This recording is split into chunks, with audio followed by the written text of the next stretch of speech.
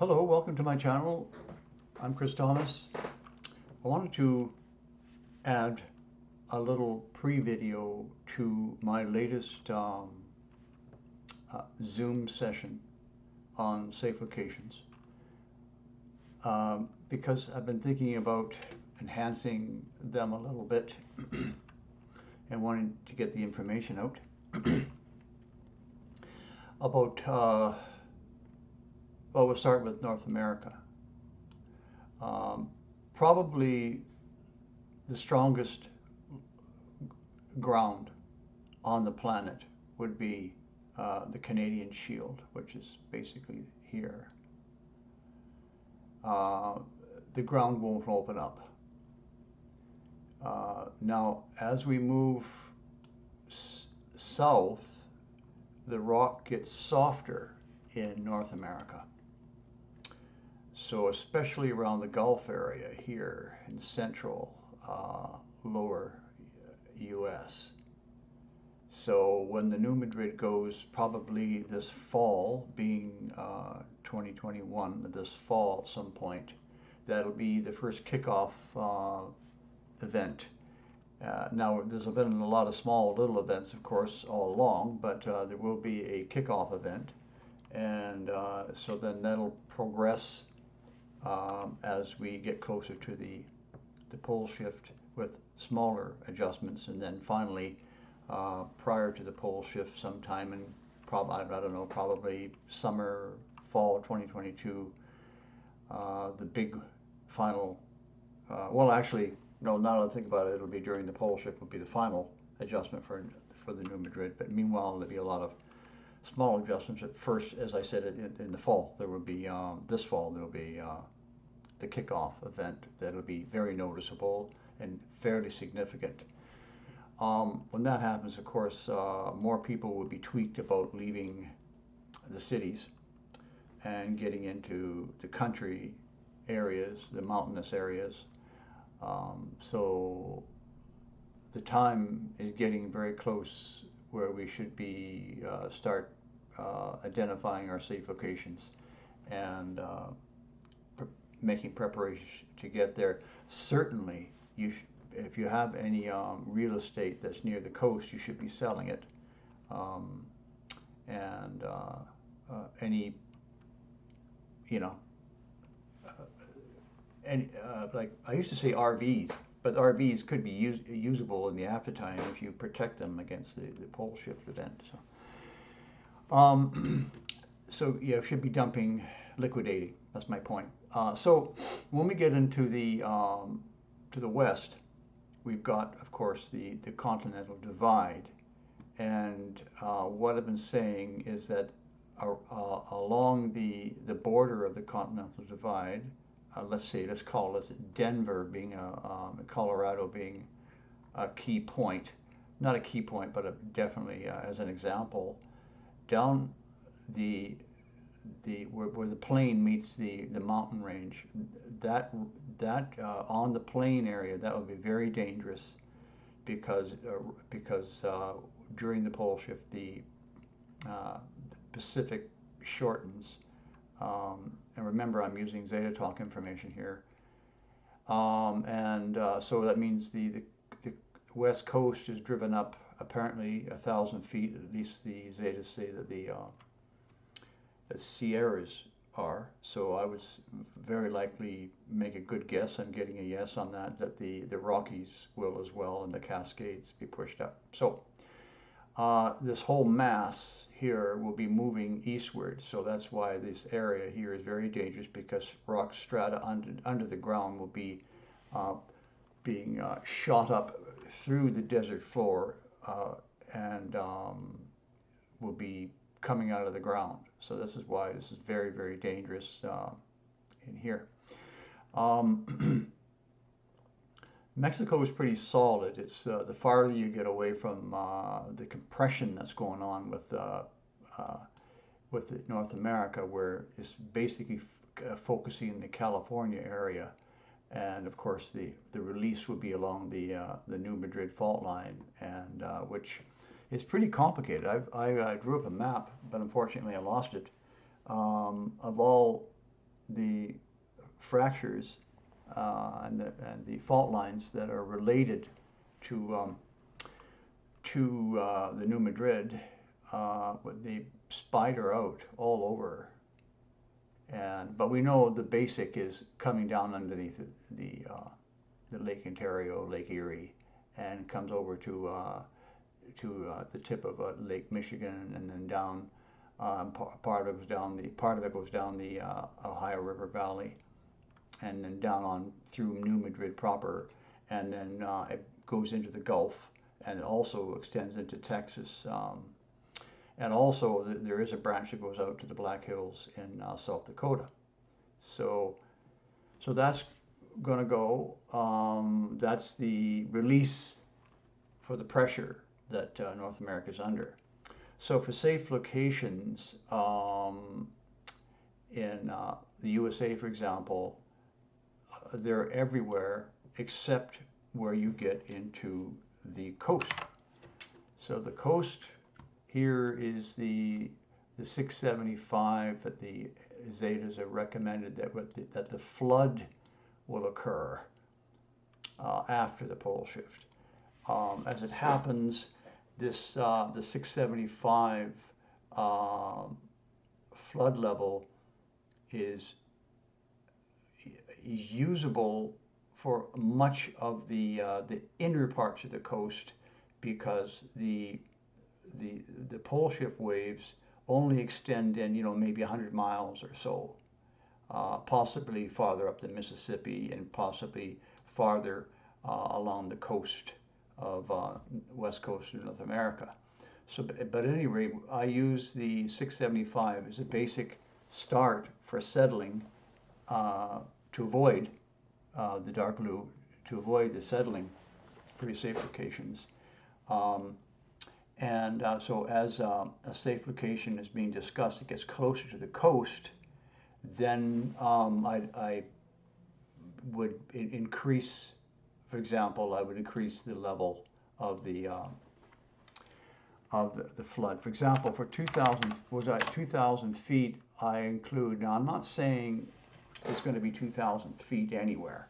All I'm saying here is that for the 2,000 feet here, for the Columbia River, for example, because the mountain ranges are being pushed up considerably on the west coast, that means that the massive amount of water that will be coming down the Columbia River from a lot of water breaking dams in Canada, all these valleys are all interconnected, and they're all going to end up, well, many of them are going to end up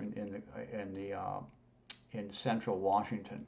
So I use this as an example of where not to settle in Washington and in Oregon, because when the coast gets pushed up, the water is going to pool in here during the pole shift. So it's going to have nowhere to go at first until the Columbia finds a new route out to the sea. So you have to imagine this being pushed up 1,000 feet, this area here. So who knows where the Columbia will end up pushing out to the sea. So as an example, that's why I use the flood map in an unusual way. So typically, northeastern Washington and the mountains here, being careful to avoid the rivers being high high on the mountain areas, and yeah, even the west, the south eastern parts of Washington, these areas are pretty high, and so that can work. Idaho's good. Remember what I'm saying when it is good. These are just general ideas.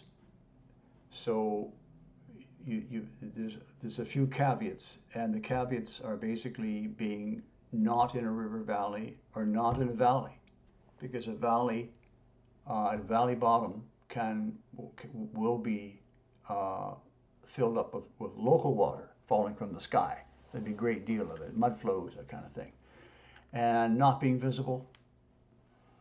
And yeah, there's a number of caveats, but let's carry on here.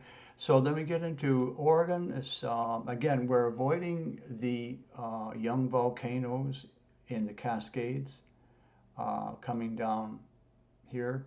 So we need to be 100 miles east of Bend, Oregon. So that um, puts us into the high areas of eastern Washington, and that works. Now, California, people keep trying to stay in California. It's just, they talk to me, and it's just a crazy place. Obviously, Sacramento Valley, the Cascades near the sea uh, are all out because of volcanic ash fall for decades into the aftertime. So that just takes all the coast, and California is practically all coast up against the Sierras, which is going to undergo massive mountain building. So it's just next to impossible to survive in the Sierras. And not only that, if you're in California, there's only X number of routes to get out, and we're seeing roads being disabled from washouts and that kind of thing, and so when the earthquakes as well, so all you need is to have the main road you're trying to get out of California to be blocked by a landslide or a huge crack in the ground or a washout, and you're going to have to reroute and hopefully find another way out. But there's only X number of roads out, so don't delay getting out of California. Now, of course, the desert areas around western Arizona and like Las Vegas, that kind of thing, they're just too close to Los Angeles, San Diego, Tijuana. It's just the amount of population here is just huge, and there'll be lots of survivor migrants wanting to move towards Arizona. I don't recommend Nevada at all. I don't see any advantage of being there unless you're a multi-billionaire and you can set up whatever you choose, and you're doing it now.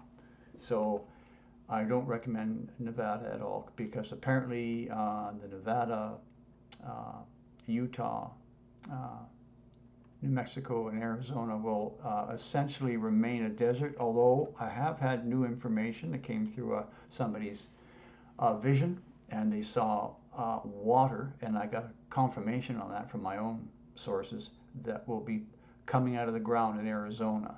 So northeastern Arizona is very doable, but don't forget there's be a lot of mud flows there, so your position is very important, that it not be in a place where you can be washed away by mud flows, and or redirecting rivers. You've got to be high, and I just keep saying, it doesn't matter actually how high you are.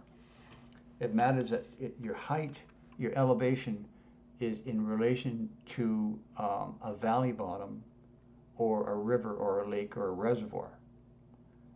You can be at 5,000 feet and get washed away because you're too close to where the local water is going to flow. So it's about distancing yourself from rogue moving water. And so I have to say that if you have a river nearby, you can't expect the river to be going in the same direction in the aftertime, because it could easily be blocked by a landslide and be moving in an entirely different direction.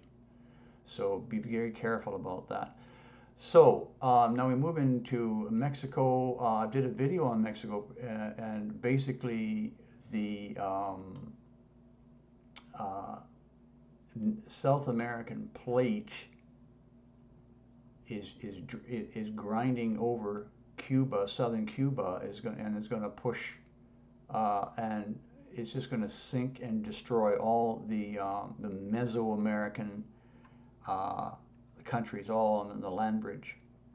And that this is absolutely a death zone in here.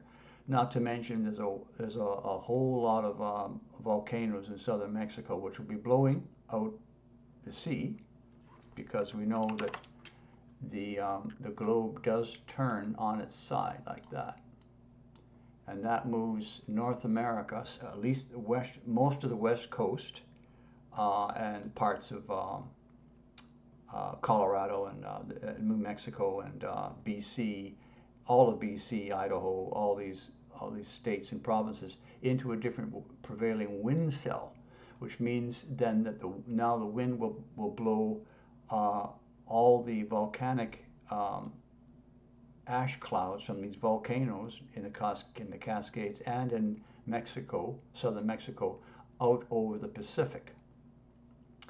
So now, that leaves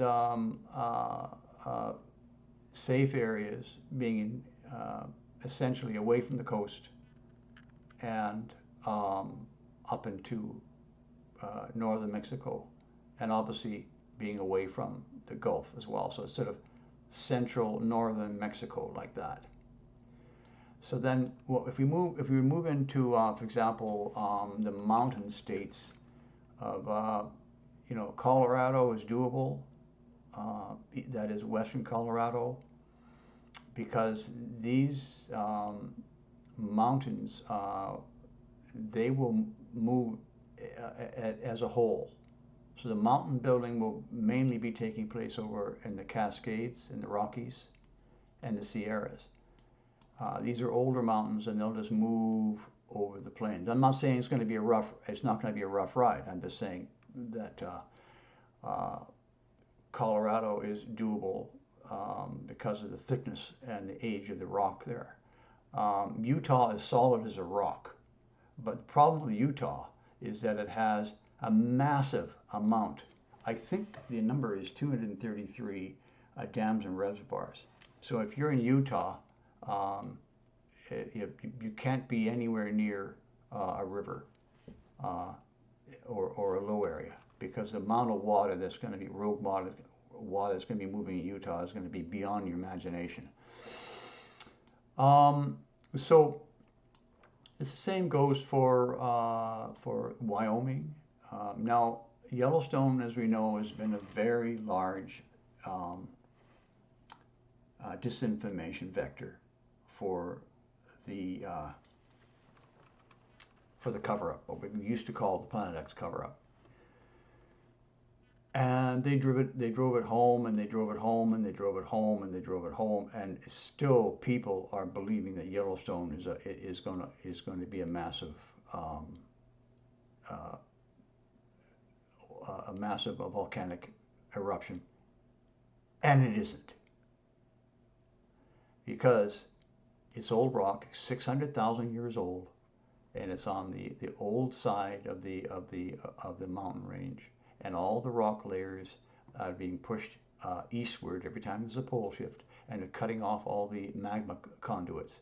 Yes, it'll burp. Yes, it'll bubble. Yes, it'll blow ash, but it's not going to be anywhere near this being projected. So that means if you're smart and clever, that makes the area around Yellowstone, certain areas, to be good, safe locations. Now, if we were to look at Wyoming here, there's a Yellowstone. I'm looking for Yellowstone, yeah. So that means that the whatever, we'll go back to the other map. So during the pole shift, whatever is north becomes east. Whatever is east, west, I'm doing it again. Whatever is north becomes west. Whatever is west becomes south. Whatever is south becomes east. So you can locate currently to the south of Yellowstone. If you found some area in here, or some location that works for you down in these southern areas here on the mountains, because that will work because that will swing around east to the east during the pole shift, and then that means that so you got Yellowstone. So you are here now, and it'll become north. So that means that the Yellowstone, whatever Yellowstone is blowing out, will blow to the towards the Pacific. So that's a tricky little thing that you might want to consider. It's also would also be the same, not just with the south becoming east, but also with the east becoming north. So these areas here from south to Cody, for example, that kind of area there would be rotated over away from the ash flow. Okay, so that's Wyoming. So now when we get into the plains areas, it gets complicated because the amount of water that's going to be flowing, I keep saying, is just beyond imagination. So if you got some area that works that's very high, and you're getting visions, clear visions that it's safe, a spiritual vision, it can work. And there will be lots of safe locations in the Dakotas and in the plains area if you want to be there. But the closer you get to the Mississippi Valley, I call this the Mississippi Valley. How to do it? So where all these rivers, you look at a river map, they all drain into the Mississippi. So the Mississippi is just gonna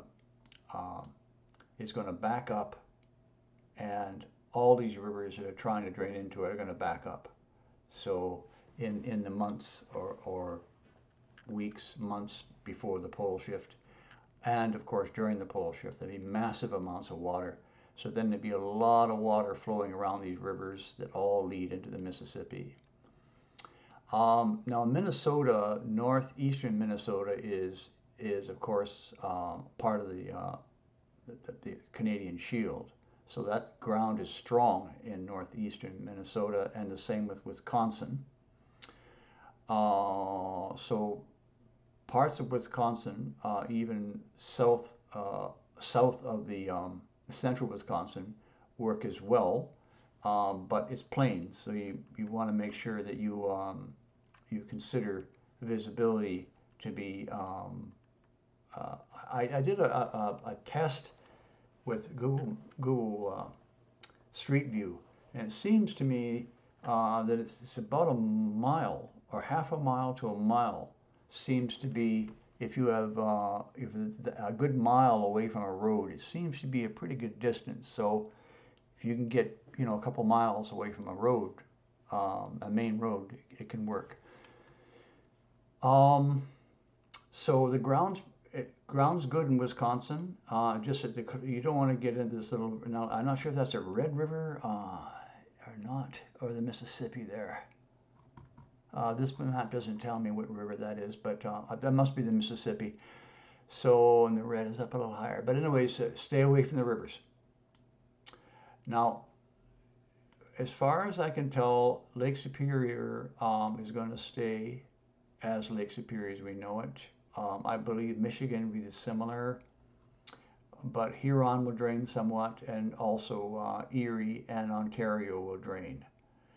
Now, as we get over into the St. Lawrence area, we know that the seaway opens up during the pole shift and does absorb a lot of the wave action that's coming into the up the St. Lawrence seaway. But you don't want to remain in Montreal or Ottawa anyways, any of these, Quebec City, because there's going to be a fair amount of survivors there. Because remember, the coast is where all the kill-off is. For the central areas, the continental areas, you have a higher percentage of survivors. So, and you don't want to be anybody knocking on your door any time looking for water or food. You don't want that to happen. So you want to be in your community up in these mountainous areas.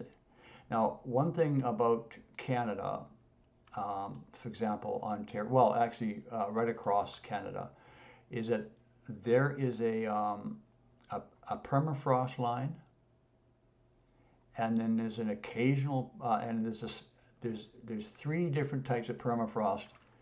That is to say, the duration and the depth or the intensity of the permafrost.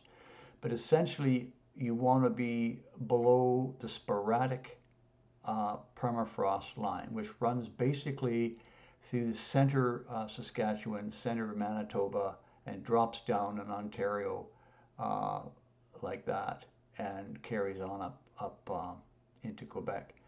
Now, that is pre-pole shift. But what happens if you settle in, for example, in northern Quebec, western Quebec, which would be doable, you will be in the permafrost area. So what will happen, of course, is the ground will melt, and then you'll have problems with apparently a lot of methane coming up. The ground will be moving, shifting, and so it would be there's a lot of uncertainty there. So that's why I'm recommending not to settle in the permafrost or the sporadic permafrost areas. And so they're going to settle out in who knows, a decade or so, but that's avoid that. So Western North America will be hot, and the current Eastern North America will be to the tips will be considerably colder, especially Newfoundland and this area here, considerably colder.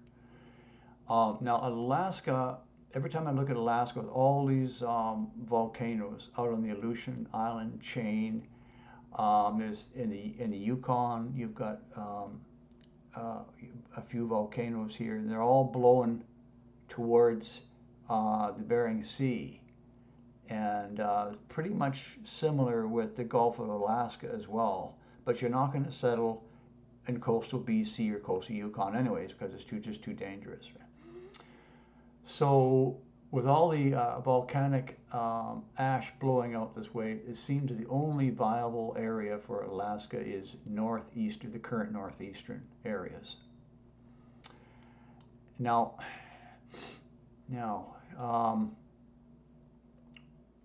northern Canada is basically out unless you're a multi-billionaire, and all the islands here in the all these islands here are toast because of the volcanic action, and also the movement of the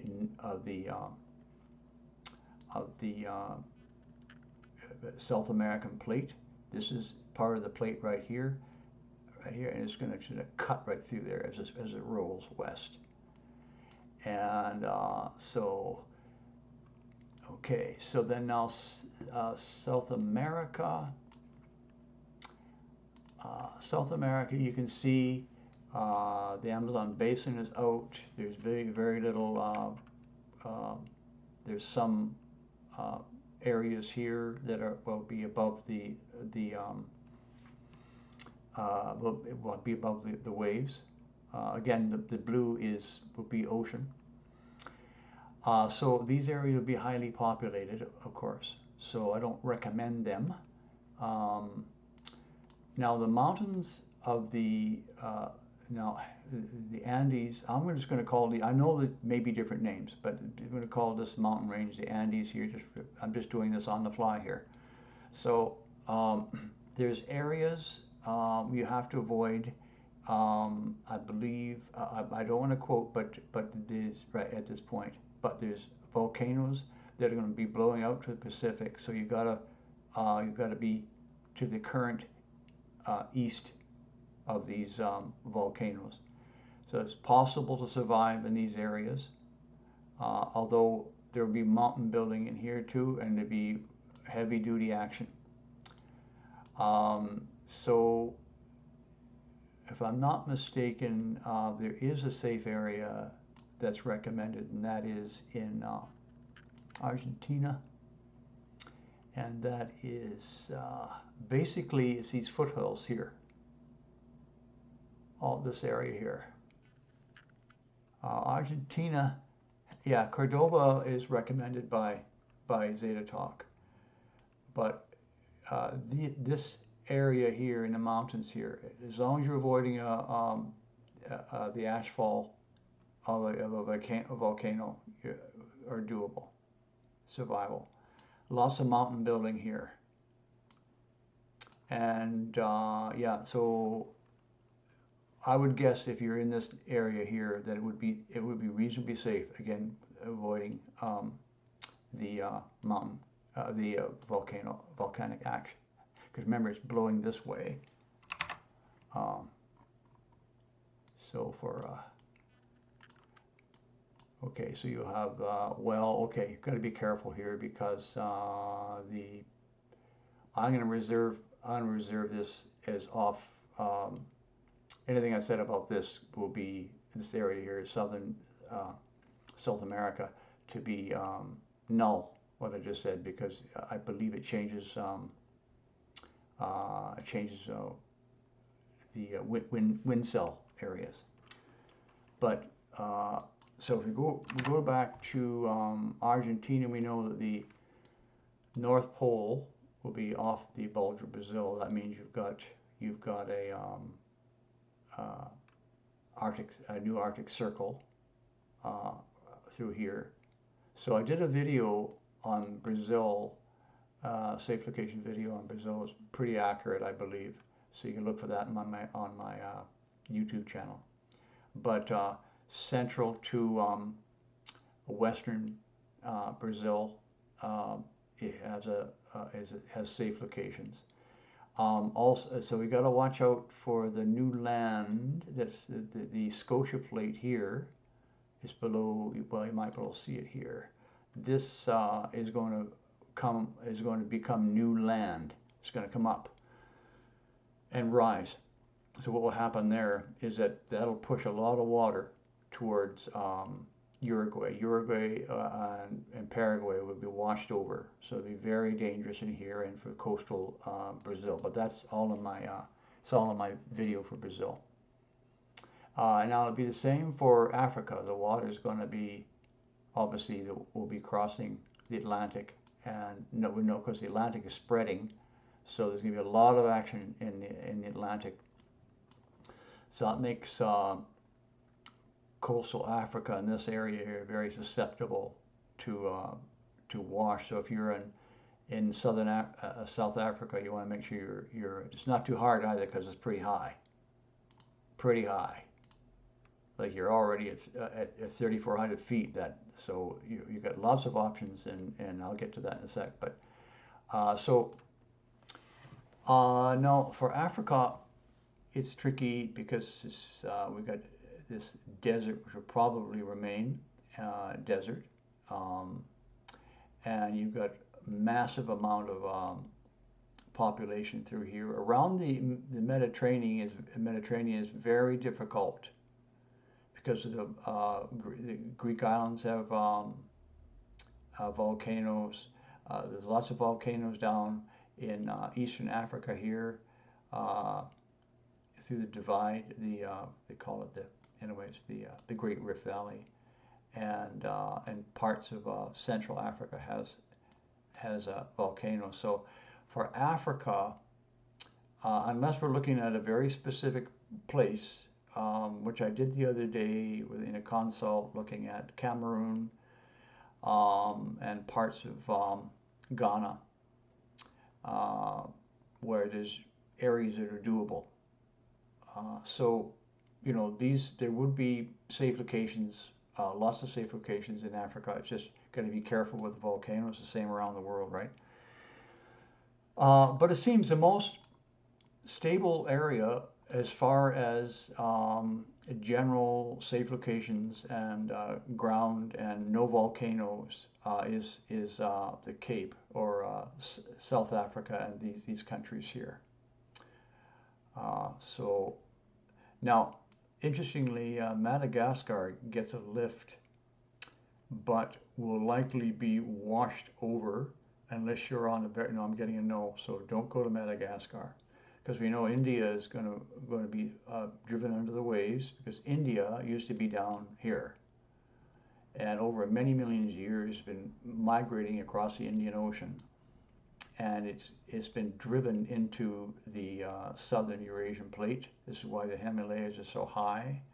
So the Indian subplate will be driven down several hundred feet under the waves, and then driven northward under the Himalayas.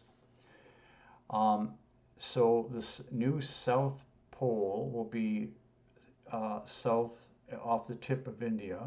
That means this whole area here will be in the new Antarctic Circle. So southern Saudi Arabia, Iran, Afghanistan, and parts of much of the Himalayas, and all of Laos and Vietnam, Malaysia, Singapore. Now I believe Luzon is right on the edge of the new Antarctic Circle, so it's about 66 degrees south latitude. So okay, so now that makes this area here frigid ice. So people that live in the South Pacific Islands and countries, and also southern China and Laos, Burma, all this area have to move out of the area if they want to survive, and get into Mongolia, up into these areas up here, be livable up in here. Now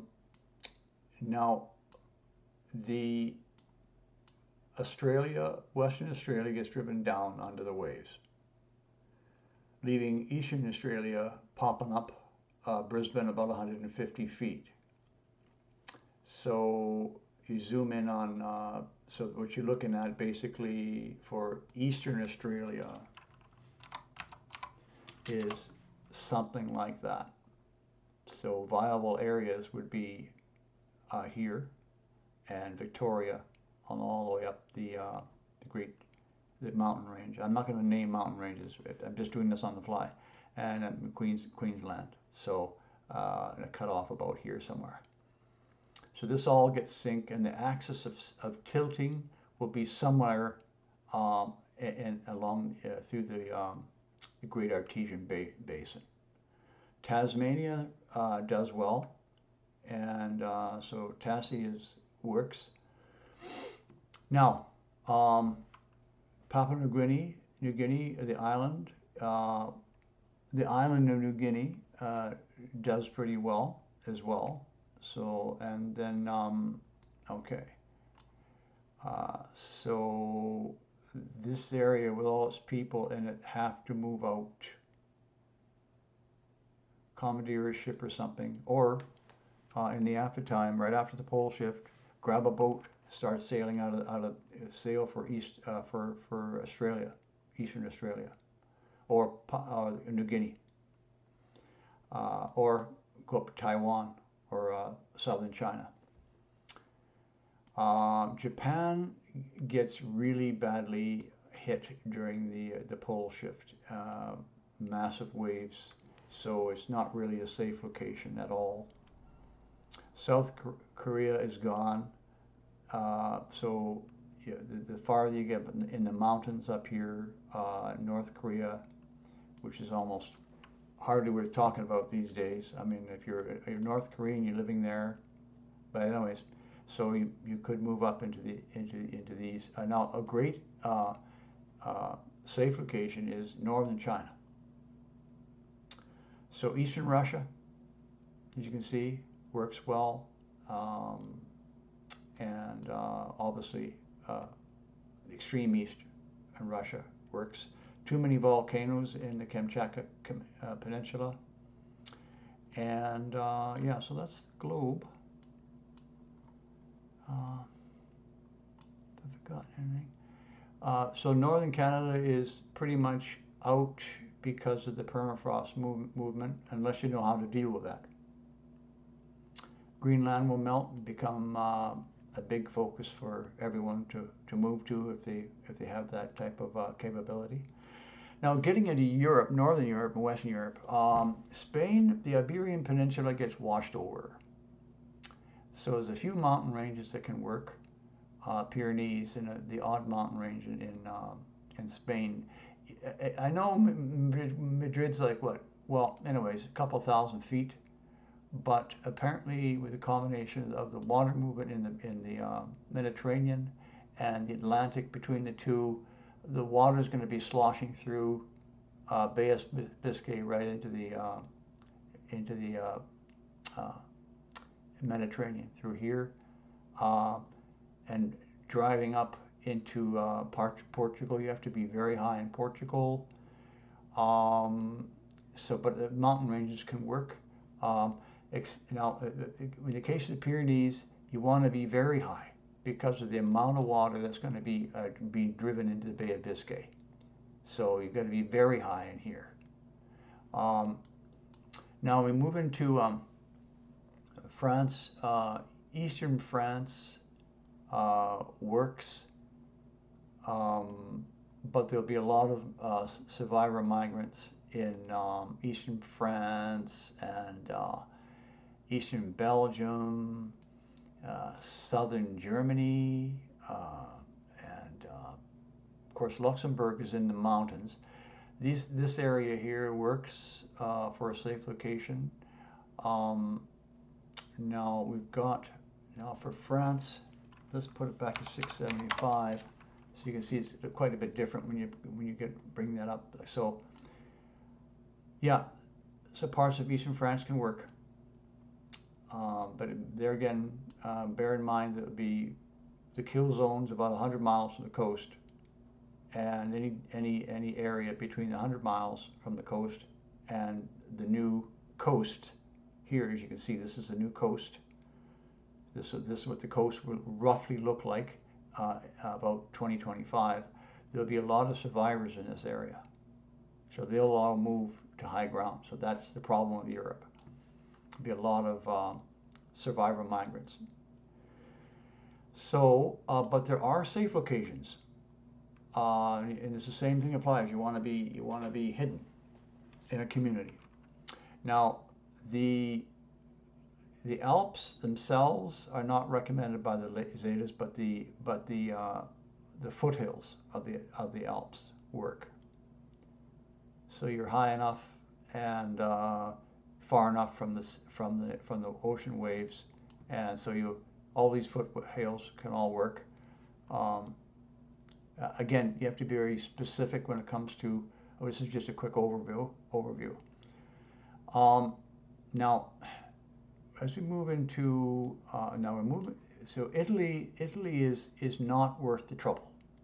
I mean, how could you not love Italy? But it's not worth the trouble trying, because it'll be washed over. You've got volcanoes here, you've got volcanoes in southern Greece, and they're going to be blowing and circulating.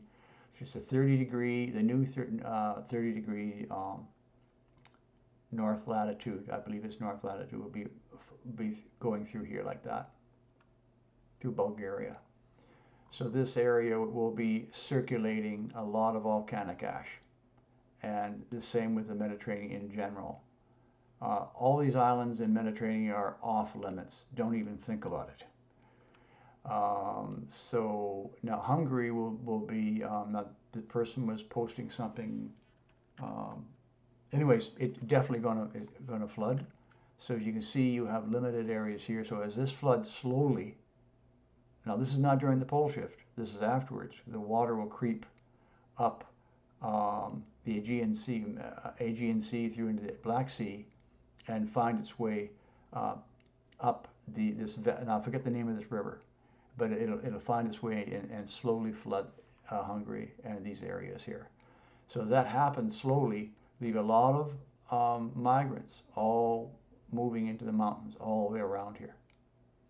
Plus you'll have volcanic ash. So this area in general, unless we're talking again very specifically, is not really recommended, but doable. Now, Zetas do recommend the Carpathians, the Northern Carpathian Mountains, the mountains of Romania possibly. Yeah, Turkey, it'll be a lot of, has full of fault lines, so it'll be a lot of moving earth and opening earth and splitting earth and here. So southern Turkey is going to anyways. So Turkey itself is doable. Again, if you're thinking a very specific area, we could look at that. Now, the boot is going to be driven into Iran. There's going to be a lot of exploding oil fields burning in Iran. So Iran is, well, it's pretty tough land, but it's, if you want to be near any burning oil installations. So now Israel kind of does okay, but as Africa rolls, it rolls towards this way a little bit, and it drives the boot into Iran. But this is a lot of action in this area here, and Iraq is crushed pretty much this area here under Iran, or rumpled. So it's, the only areas are the western hills of Iraq. If you want to go there, I don't know. There's nothing there, but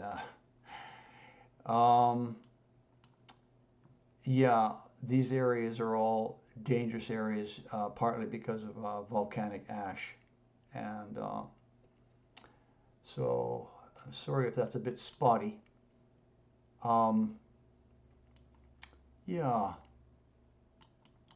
So I just want to do that quick overview. Well, of course, I'll get into I'll do Norway. Of course, is solid. It's on really old rock.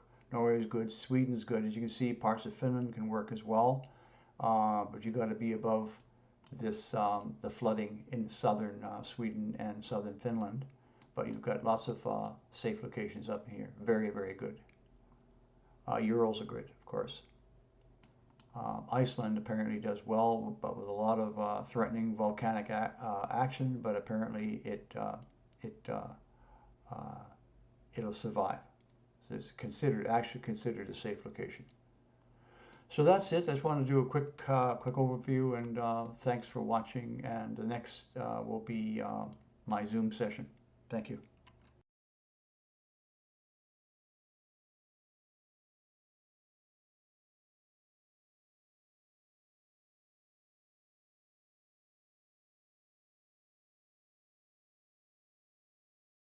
I just sat down, so I'm just getting myself.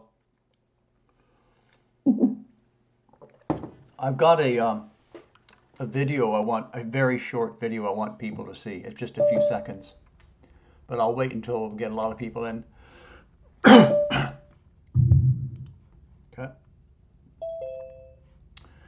Hello, everybody. I'm just gonna. Hello. Yeah, I'm just gonna see if that.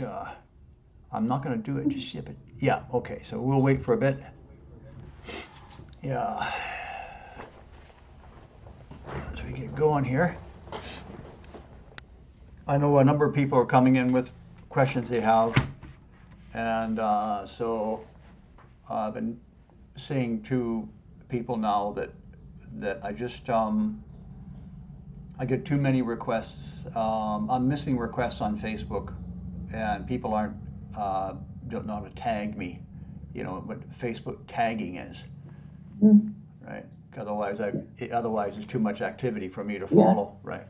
And so, yeah. So I've got to remind people that if they want to contact me in Facebook, you've got to tag me. Otherwise, I won't see it because it just zooms right. Then it's gone, right? And the only time I respond is when I'm like have a few minutes and I'm scrolling through and I find somebody's asked me a question, right? And so I'm just telling everyone that to please, well, if they tag me on Facebook, I'm just going to say, look, join one of the Zoom sessions and ask the question there. That way, other people can benefit from the answer. And just want to say again that really, I just take Zetatalk information and apply it to geological basics and various sites of information that I use to glean, kind of what's going to happen to that area, right? So it's like, and what I don't advertise directly is the spiritual assistance I get sometimes with people. So in private consultations, and sometimes in the Zoom sessions as well, I'll get some answers from people, from the guides, regarding what's going on for them as far as geological safe location is concerned. So you're going to have a question, Lisa? Lisa?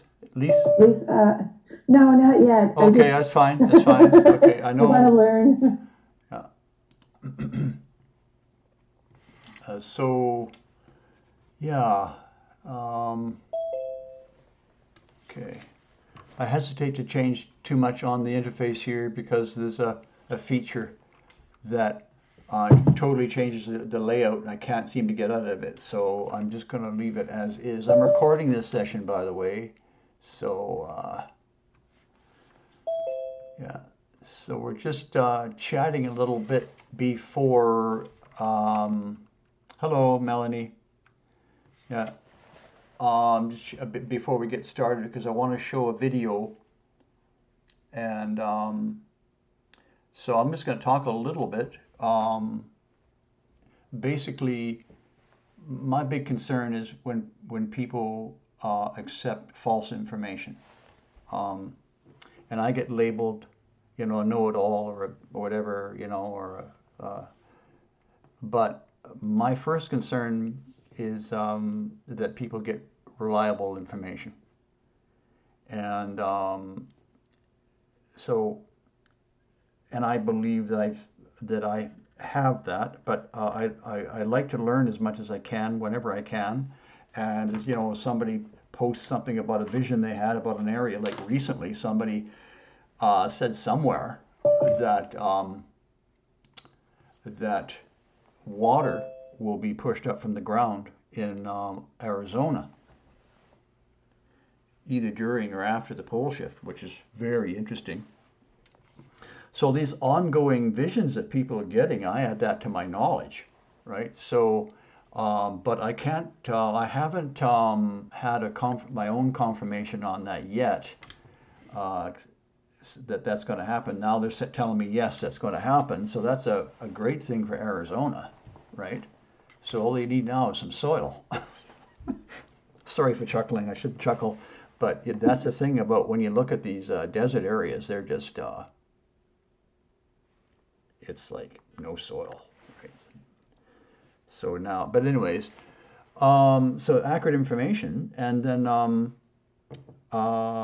because there's so much crazy stuff going on out there on the internet, people making all these kinds of claims, and that's why I got into this business because I noticed that a lot of people can't discern between, what would you call it? Physics. I call it physics. There's physics, right? And then it's like stuff has got to match with physics, right? It also has to be, in my opinion, has to be reasonable. And there's another factor too that comes in. If you ever heard of the the expression Occam's razor, and if you Google that, Occam's razor said, now I'm paraphrasing here, but basically it says this: the explanation for something going on is the one that has the fewest assumptions is the one that's more likely correct.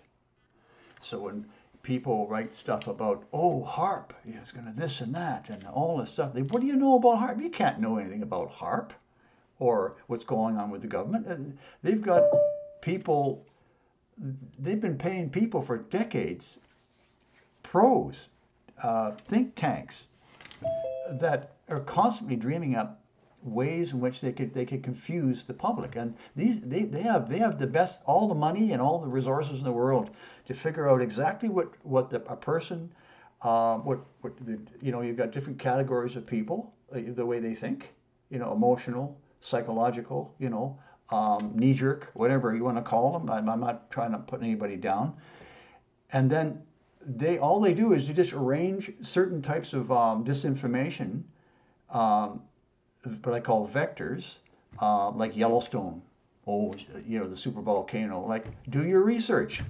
It's 600,000 years old. It's not going to explode. Hello, right? Plus, it's on the east side of the continental divide, so that's where all the rock is pushing over, right? So it can smoke and blow a few bits of ash and bubble, right? But it's not going to explode. So that kind of thing. So a lot of people either don't have time or the skills. Usually, if they don't have time, because most people are overworked. They've got family, they've got jobs, and you have to have a life too. And you got to cook and clean, clean the house, and then what? Sit down and spend 2 hours on Googling Planet X and trying to discern. They don't have that kind of time, right? So it's yeah. So then that's why I got into it. It's like I could see 10 years ago that people they didn't, So like, well, I can do it. So that's how I fell into this, right? So anyways, we've got some people here now, 13 people. So I want to show you a video. It's only a few seconds long. I'm sure some of you maybe even seen it. But I want to show this because this is my big concern.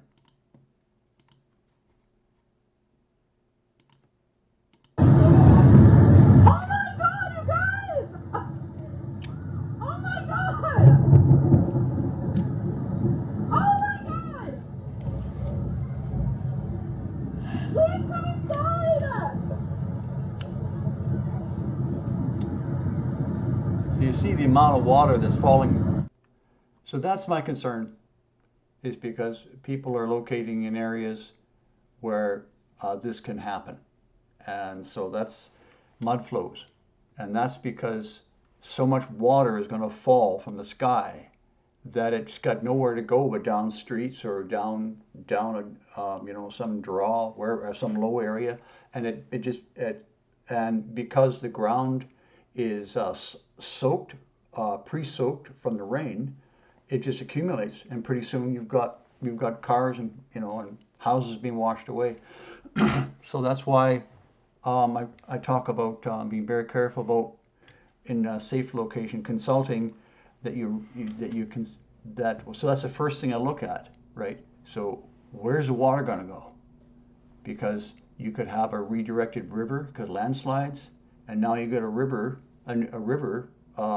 whereas before it was going down an accepted pathway, right, down a river valley, but now it's heading off into the hills, right, and it's finding all these low areas.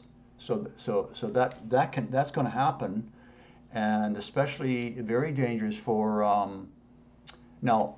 Eastern Oregon and Eastern Washington have great safe locations that are high enough and safe enough. But the Columbia is going to be beyond the imagination of people, the amount of water that's coming down the Columbia. It's just, and I discovered recently, I think while I was doing a Zoom session, the last Zoom session, that I started thinking, well, hold it, the Cascades on the coast are going to be pushed up 1,000 feet. We know that by Zeotalk information. So, or at least they say the Sierras will be. So the Cascades are all part of that, right? So what happens is you get 1,000-foot rise. So the Columbia is not going to climb up 1,000 feet, is it? So it's going to spill into eastern Oregon, or rather Western Oregon and Western Washington, and find a new route, and it's likely to form some kind of lake there. So I incorporate all that in the safe location consulting. But anyways, I just wanted to show people that video, just to kind of drive home the point of how it's important to be very careful about your location, that it doesn't you don't get caught out by rogue moving water. Okay, so has anybody got a question you want to go ahead with? Can you hear me? Yeah, I can hear Joy. Yeah, hi Joy. I can't Hey, see how's it you. going? I can't see you though. Can you turn on? I know, because Are you in your pajamas? it's pretty late where I'm at, Okay, but because it helps if I see the face, you see. But that's okay. Go ahead. Go ahead. well, I've had a consult with you before, so a long time ago. Um, Okay. but I was just kind of curious. You've looked at a lot of places for people, and you've done a lot of analysis with all your videos and everything. I'm Yeah. just kind of curious if you have certain spots that you feel like are going to be the best. Oh. Um, I mean, I know there's a lot of factors, but I'd just be curious, if you have some that you think are really going to be the best. What area of the world are we talking about here?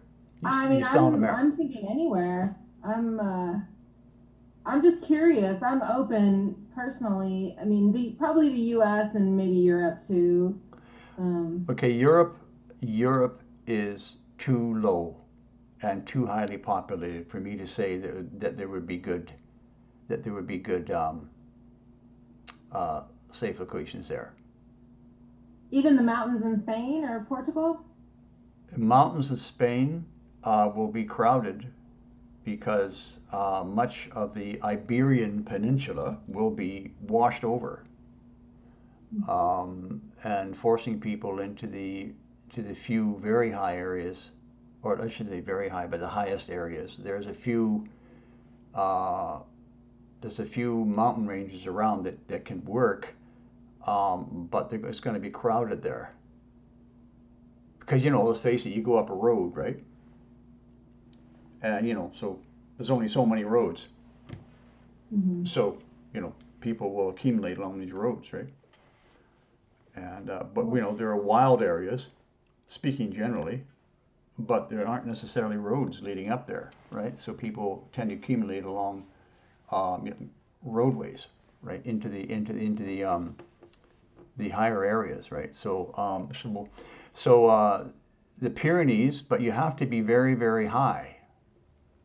I wouldn't consider that unless a person was living in France, southern France, and what was asking, and you got to realize that most people have limited resources, so they can't just take off and move to a different country, right? So yeah. So now you said uh, France. Well, France. Did you ask me about France?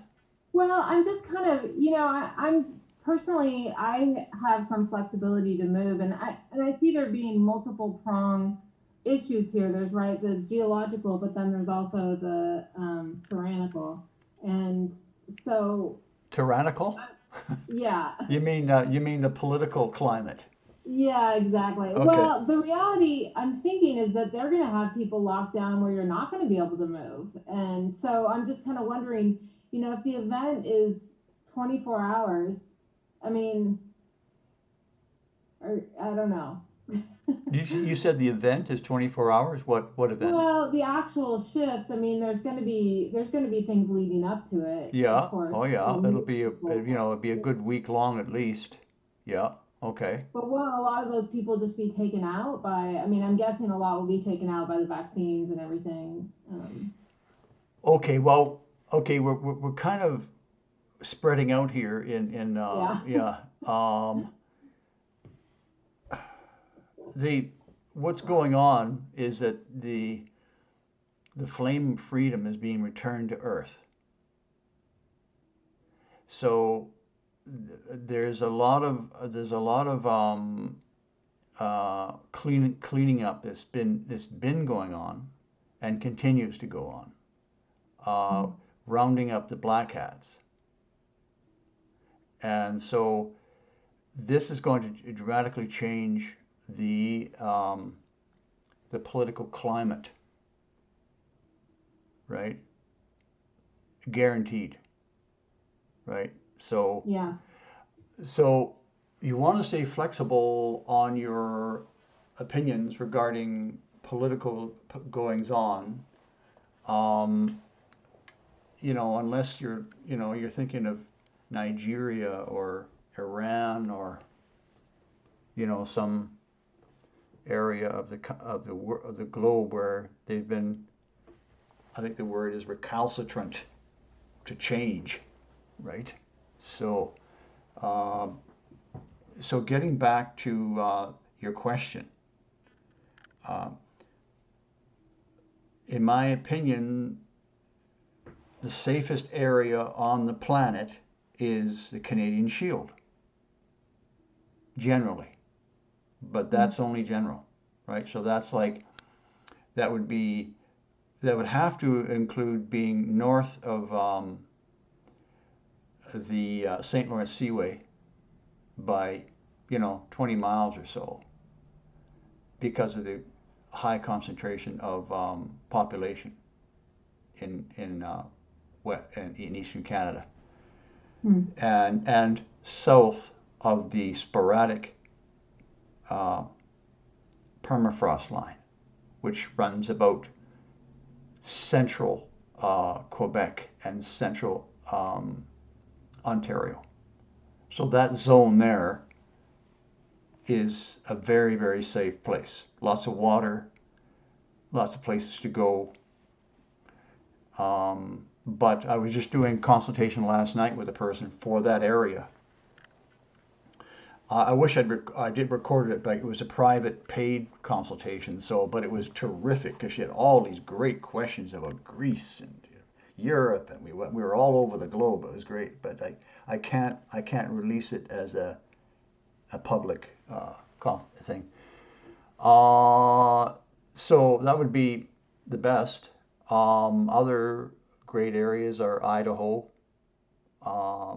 central to northern Idaho, and northeastern Washington are good. And let's see now. South Africa is good. Africa is fantastic. I was doing a consult with a person in Australia and a person in Africa at the same time, and about a couple of weeks ago.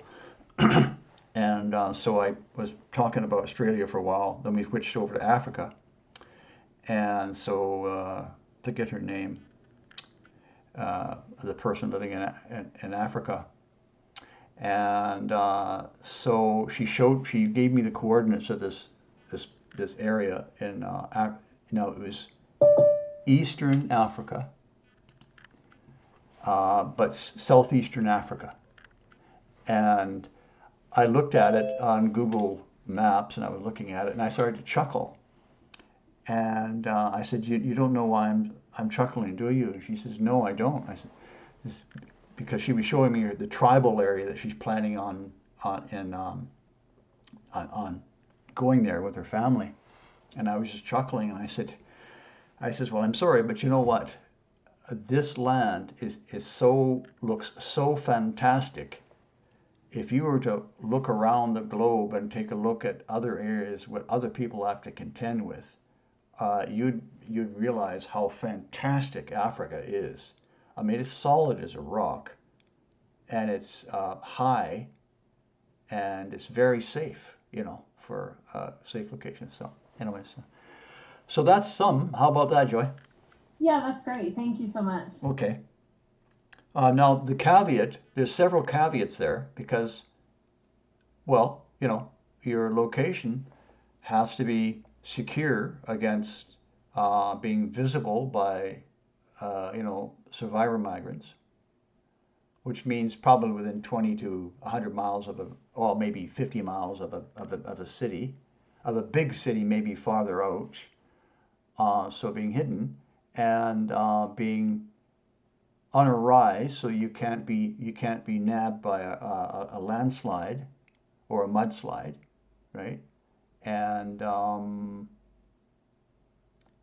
yeah, there's a number of caveats there. So to do with a safe location. So that's, I just had to say that. Okay. Okay. Well, I can't hear you, Joy, but I assume you heard that. Yes, Oh, yes. okay. Thank you. Oh, Sorry, I okay. was muted. Okay, that's all right. All right. So next question, please. Oh, so we got some chat questions here. Let me look at these. Oh, okay. Ohio. Somebody's asking about Ohio. So Ohio is going to be wet. And so, which would you say? Well, I mean, you could, for Ohio, you could retreat to the Appalachian Mountains of foothills. Let's share a screen here. Of course, the it does depend, on the location, the exact location. But Zeta talks well. Now Ohio, yeah, that's the Ohio border there. So potentially, they were saying that the higher parts of eastern Ohio can work. Now you see this flood map just shows a static 676 flood, but the ground everywhere in the planet cannot be expected to remain dry because of all the rain, as I showed you in that video, right? But there are higher areas in these here. So if you were to zoom into some of these areas and find a piece of property, up about that high, 1,100 feet, you'd be fine. Okay? So that is one example. And so since you're in Ohio, West Virginia is a fantastic safe location, generally. So you've got lots of places to go in West Virginia. And it looks, it's slightly higher, right? So you could consider West Virginia or eastern Ohio area, and of course the caveat is that you don't want to be near any moving water, or you don't want to be, and to be hidden, because there will be a lot of survivor migrants walking around looking in the aftertime. Now let's also bear in mind too that a lot of people are going to die during the pole shift. So that means, there may not be that many people, gangs, but you just need one gang to find you, or one person, right? So that you don't want. So it's important to be hidden if you can. Unless, you give coordinates of a location and you have a one-on-one consultation with me, then I'll get guide information coming in for that area, for that spot. And it can work. Okay, so as far, and now I see you also asked which states would be safest. Well, no state is safe. There's only some states that I would say that are absolutely unsafe, right? Which that's Florida, Georgia, Mississippi, Louisiana, and believe it or not, Texas, and of course, that also includes California. Now, I'm speaking generally here. So, and there are others, but they're only portions of the state. So, I mean,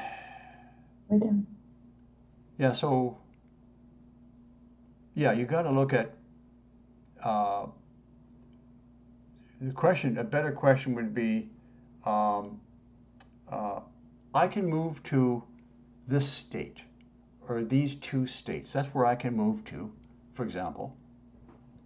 Uh, where is best to begin looking for a safe location? What areas? So then I can point you to certain areas and tell you things that you have to look for, which is um, that you're a couple 100 feet at least above the valley bottom, regardless if it has a river in it or not, at least, and that it's not on a main road and it's not within walking distance of a big city. Um, these kinds of things to start with. So then you go off and look and you send me coordinates, and then I say, okay, that will work, this won't work. So you got to be specific when it comes to safe locations. But yeah, so that's a better question to answer because it depends on your resources. And frankly, it depends on your preferences and your skills too. Because you see, say for example, if you were thinking of New Mexico, then I hope you have some pretty good survival skills, and you know how to find water, and you know how to live in a dry area. You know how to forage. You know how to hunt, kind of thing. So. Of course, the best all-round way to move forward, in my opinion, is to set your intentions. And I'm going to say that tonight. You gotta set your intentions. Otherwise, you're going to fall back on, frankly, karma, emotional thinking. You don't want that. You want to set your intentions. So we'll get into it a little bit more as we get going. But it's very simple to do. And the universe says, "Oh, righty then." He or she knows what she wants. So they're not telling us to put them in a certain state with certain people, kind of thing. But it's a general request for a safe land with water, with some a small community of like-minded people, not particular people. And not like my brother to join me, none of that stuff. It's got to be a general thing. So then you'll be guided according to that. And so that's what I have to say about that. Hi, Chris. Just wondering if older mountain ranges would be safe if they have existed before the last shift. Okay, okay, I get what you're saying. I don't have a set area yet due to waiting on funds to move, so just researching at this point still. Michelle. Okay. Well, if I say names wrong, please forgive me, but I think it's the Appalachian Mountains are good. Can't say the Cascades, although they're in some cases, they're pretty good, but not in this case this time around. So scratch that. The Appalachian Mountains. Now,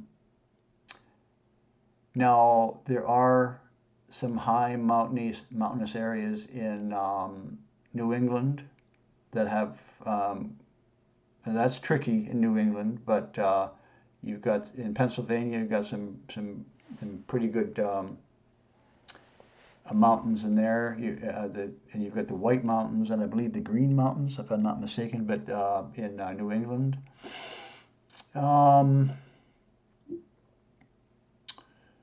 Yeah, because the Rockies are sharp and vertical because they're new mountains. So that's what you were talking about. They did exist, of course, during the last pole shift, but they are undergoing what they call mountain building. So that's why they're so sharp. So basically, on the east coast, you have the older mountains. Now you do have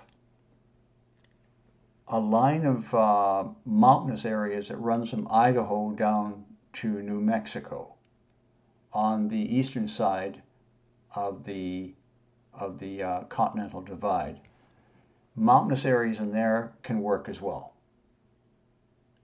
Okay. Okay. So Senya is asking, she's still here. Well, oh yeah, she's still here. Senya is asking, how much time do we have to prepare? Well, it depends on whether you have a location or not, a safe location. But I'll assume you don't. So I was given the date of the pole shift at February the 4th, 2023. So you have about a year and a half.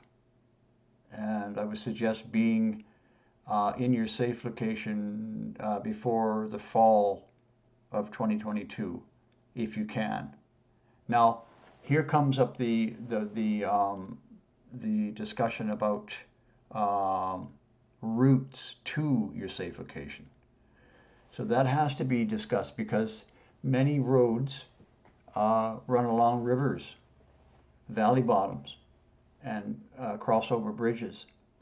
So I was doing this last night, looking at areas for this person, and we were tracing the road to see, okay, which road. Okay, so the first thing you'd need to do, depending on your resources, like if you have the money to say, okay, I'm living in San Francisco, I can go ahead and buy a ranch in Colorado, no problem, while I'm living here. That's some people have that kind of money, right? But a lot of people, have to sell and then they have to buy, right? So it just depends. Okay, so then, so one strategy is to, you sell your property and then you say you want to move to, you want to find a safe location in eastern Washington. So what you do is you would temporarily move to Spokane. For example, I'm not saying Spokane is a good place to settle because it's on the Columbia River where it'll be washed away. But if you were to rent a house, say for example, that's very high away from the Columbia in Spokane, and while you're looking for a safe location in the hills and mountains north of Spokane, so then that's one strategy. So then you got your house, and you got your supplies in the house, right? You're renting or buying. I don't know. Some people have the. So now you buy your property where you want, and then now you got to watch. So you look at the route to your property you're going to buy. So if the route is stable, then you can have a little more latitude as to when you can move to the safe location in the fall of 2022. So that's one strategy, right? Now, if you live in the prairies, for example, you live in the prairies somewhere, like for example, you're living in Utah, right? So we know that the salt flats aren't going to move anywhere. They're solid, right? Totally solid, right? So if you have a road on the salt flats, right, going to your safe location or something, then you're good, right? It's because it's just a shifting times. You have to watch and be careful of your routes. So that's one strategy. So I hope that covers your question. Yeah. So again, it depends on your resources and what you. So if you ask a question, say I'm in this state and I'm thinking of locating in this area, and I have to sell where I'm at and buy and live somewhere in the meanwhile, So that kind of question is a lot easier to answer, come up with a strategy. There are other strategies, but that's the basic one. So moving on, Melanie. So we're trying to accelerate our plans to move out. I'm thinking to just prep a safe spot here too for a peace of mind. And my husband is also in Sydney. Okay, so I should read it. So we must do, as he says, 2023 project is also just a projection that can change. No, it won't change. This is a Malaysian peninsula. Yep. As it seems we're in a worst case scenario with tidal point thinking and climate change into Siberian temperatures. Yep. This is going to be from intense tropical heat to Siberian. Yep. What is the rate of change of this temperature? It'd be a matter of like a month or two. It'd be a month or two. So what I've suggested, I know people in the Philippines or Indonesia, they don't like hearing this, and I hate having to say it. But if you survive the pole shift, say you're in Indonesia on the island of Luzon, for example, you go in the highest mountains and you hunker down. It's possible to survive, but you have to move to get away from the volcanic ash, and you have to move to get away from the cold. So unless you're prepared to live in ice, right? So what you do is you survive the pole shift, and then what you do is you commandeer a boat. You'll have a few months. You commandeer a boat, because there'll be lots of boats floating around. You do a repair, you get yourself a boat and head off to Taiwan or China. Right? Another idea I had, and nobody likes it, but I think that people living in Indonesia and those countries, set your intentions. You want to find a way out, and you want to find a way out of the country, and you want it to be a safe and timely method of getting out of the country to somewhere safe, not to a particular country. But also my idea is if you could pool the resources and rent a freighter, a small freighter. And now I don't know how realistic this is, because I'm sure there's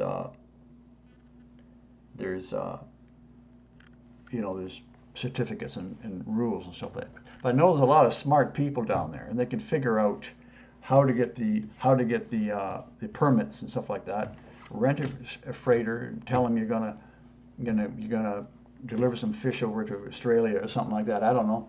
Come up with a plan, and then in the summer of 2022, get your family all your people into the freighter, and quietly at night, and take off. Right. So that's because you'll have time to do that. Right. You have time to do that now. So that's just one crazy idea I had. So did you want to say something, Melanie? I can't hear you. Yeah. Okay. Thanks very much for answering my question. Yeah, I also mentioned in my email, I think it's just that the date is a bit of a that very popular word going around now. It's a bit of a black pill. So my husband was saying, if A black it pill. is such that we're gonna die, like why struggle against that, and we have to find a reason for struggle against that, because if we know we're gonna die, then do you live now, or do you still plan for a whole wide range of responsibilities? Okay. Right? And I know you said to set your intentions. Yeah. So I think that's why I asked about prepping for the local area and as well for the date. I've been looking around, I've been catching up on all the Zeta Talk articles and the videos and all your videos as well. And I'm sure you must have explained before the date of 4th February 2023. Yeah. But maybe you can tell me where to look, or why? What was the date brought forward, or has it been pushed back? No. Is any of that No, even no, no. relevant? It's a great question. I appreciate the question. I really do. Okay. Well, I'll just talk about it a bit, right? Because it's a wide-ranging subject, right? Okay. So, um, I'm not sure if you. I'm sure most people don't. Well, I'm certain that most people do not know that Earth has long since passed its time when it was um, orbiting naturally around the sun. Right. So if you do your research, in fact, one of my earlier videos, I broke it down very well. Maybe you remember seeing the one about one of my earlier videos, but I broke it down very well back in 2015 with some graphics and stuff. Guaranteed that the Earth did stop in orbit on Christmas of 2003. It was guaranteed, right? So what's happening is that ET tech and motherships, and we're seeing them now, okay? This isn't a crazy conspiracy. We're just seeing pictures of them now, okay? Uh, so they are controlling the axis of Earth, okay? Now, what they're doing is they're simulating the seasons. Now, in my book, I have I worked out all the timings of what it would be like if ET Tech had not been controlling Earth's axial tilt. It would mean we would have 7 years per season because we're being pushed backwards in orbit. And that would mean the axis wouldn't change until, of course, we get to the appropriate spot on the orbital track, if you know your basic physics, right? And that would mean that some countries would have 7 years of summer and some would have 7 years of winter. And that would totally destroy the economies. That would kill many, many people. So that's why Earth's axial tilt is being simulated by moving the rolling of Earth's axis, okay, to simulate the seasons. So that's been going on.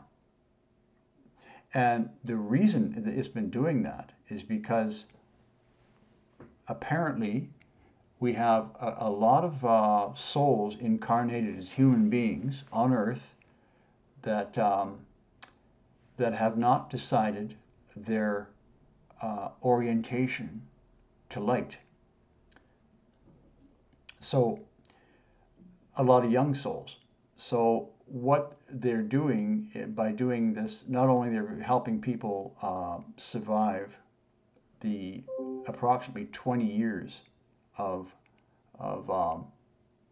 the passage of about 25 years, the passage of Nibiru through our solar system, but is also to give those souls a chance to make a decision.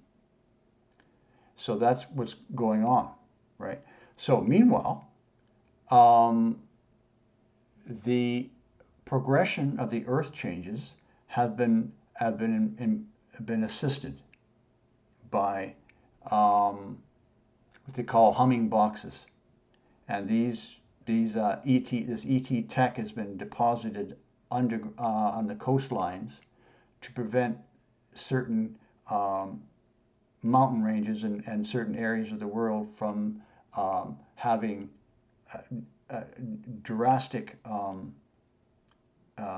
changes to the ground to help to aid in the assistance of the moving forward in a calm manner so that people can make a decision. And also don't forget, if we were to have all this earth changes and 7 years per season, there would be mass panic. So they're also preventing that. So that's why they're keeping it in, so the 7 billion people can make up their mind, and so that the awareness of the coming pole shift can be made, slowly etched into the mind of those who are not aware. So you see, it's a very, very big question. It's a very big process. Now, also, so going to your question more directly on the date.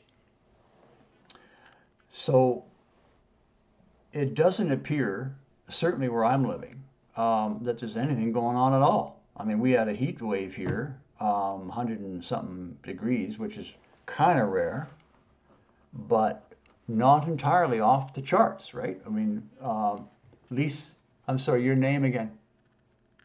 Lise? It is Lise, okay. Well, it's May. May, right, May. Because Yeah. you live in Victoria, you know that, Yes, you know yes. that, right? Uh-huh. That once in a blue moon, you're old enough to Yes. remember, we've had some heat waves. Uh-huh. And so really, it's pretty normal, kind of, here, right? Mm. So that's the whole, we know around the world they're getting a lot of trouble with the tornadoes and the water falling and the tsunamis and that kind of thing. So thanks, May. Yeah. So we've got. So we know that they are making changes to the globe to keep a sense of normalcy as we move forward. But those controls will come off at some point.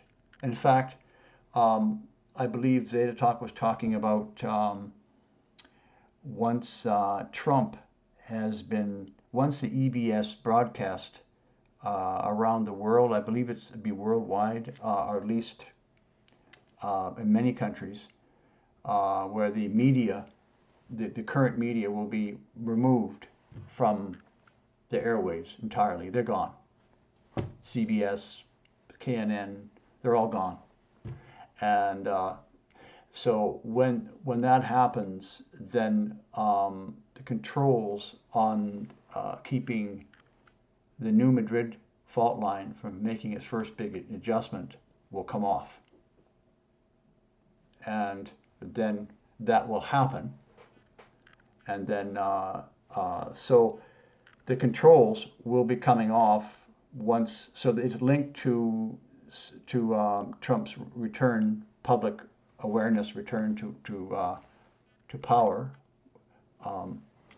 So he is in power now, but Biden is just a movie. It's just to keep people distracted while they go about making the changes necessary to get rid of the cabal, all the black hats, the deep state, right?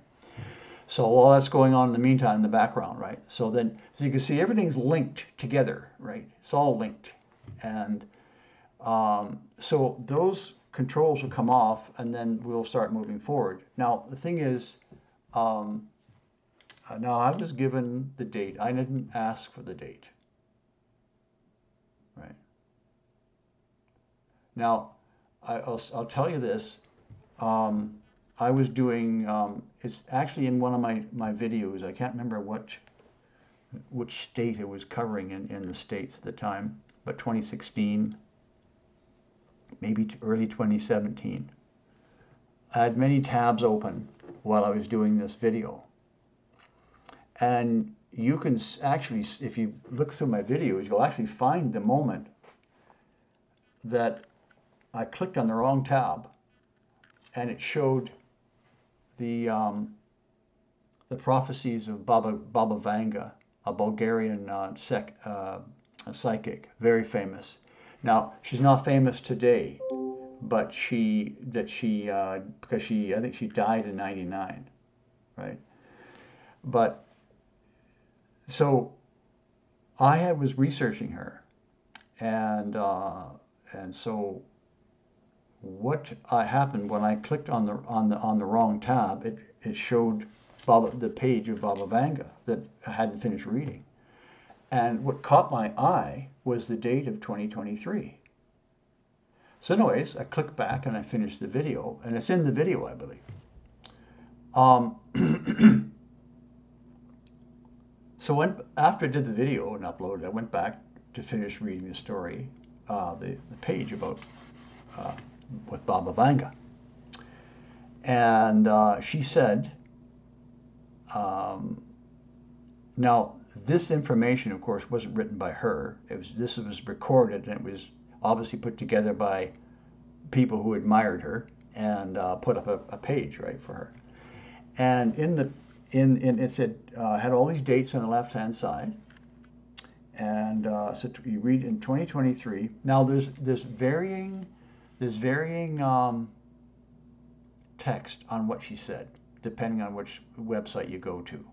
And frankly, I'm not sure, but I suspect that the government has gone in and changed it.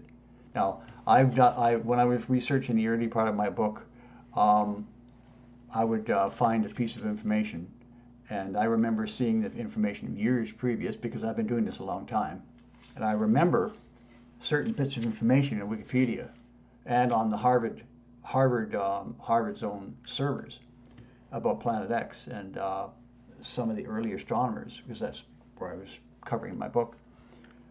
So I went back, gone. Right? So the cabal has the power to go in and change anything they bloody well want. Right? And those are the people who are being eliminated. Right? So, on this page that I was reading, it said, 2023, Earth will leave her orbit. And then in brackets it said, we don't know what this means. And as soon as I read that, I knew right away what that meant. Because in 2023, Earth does leave her orbit just prior to the pole shift.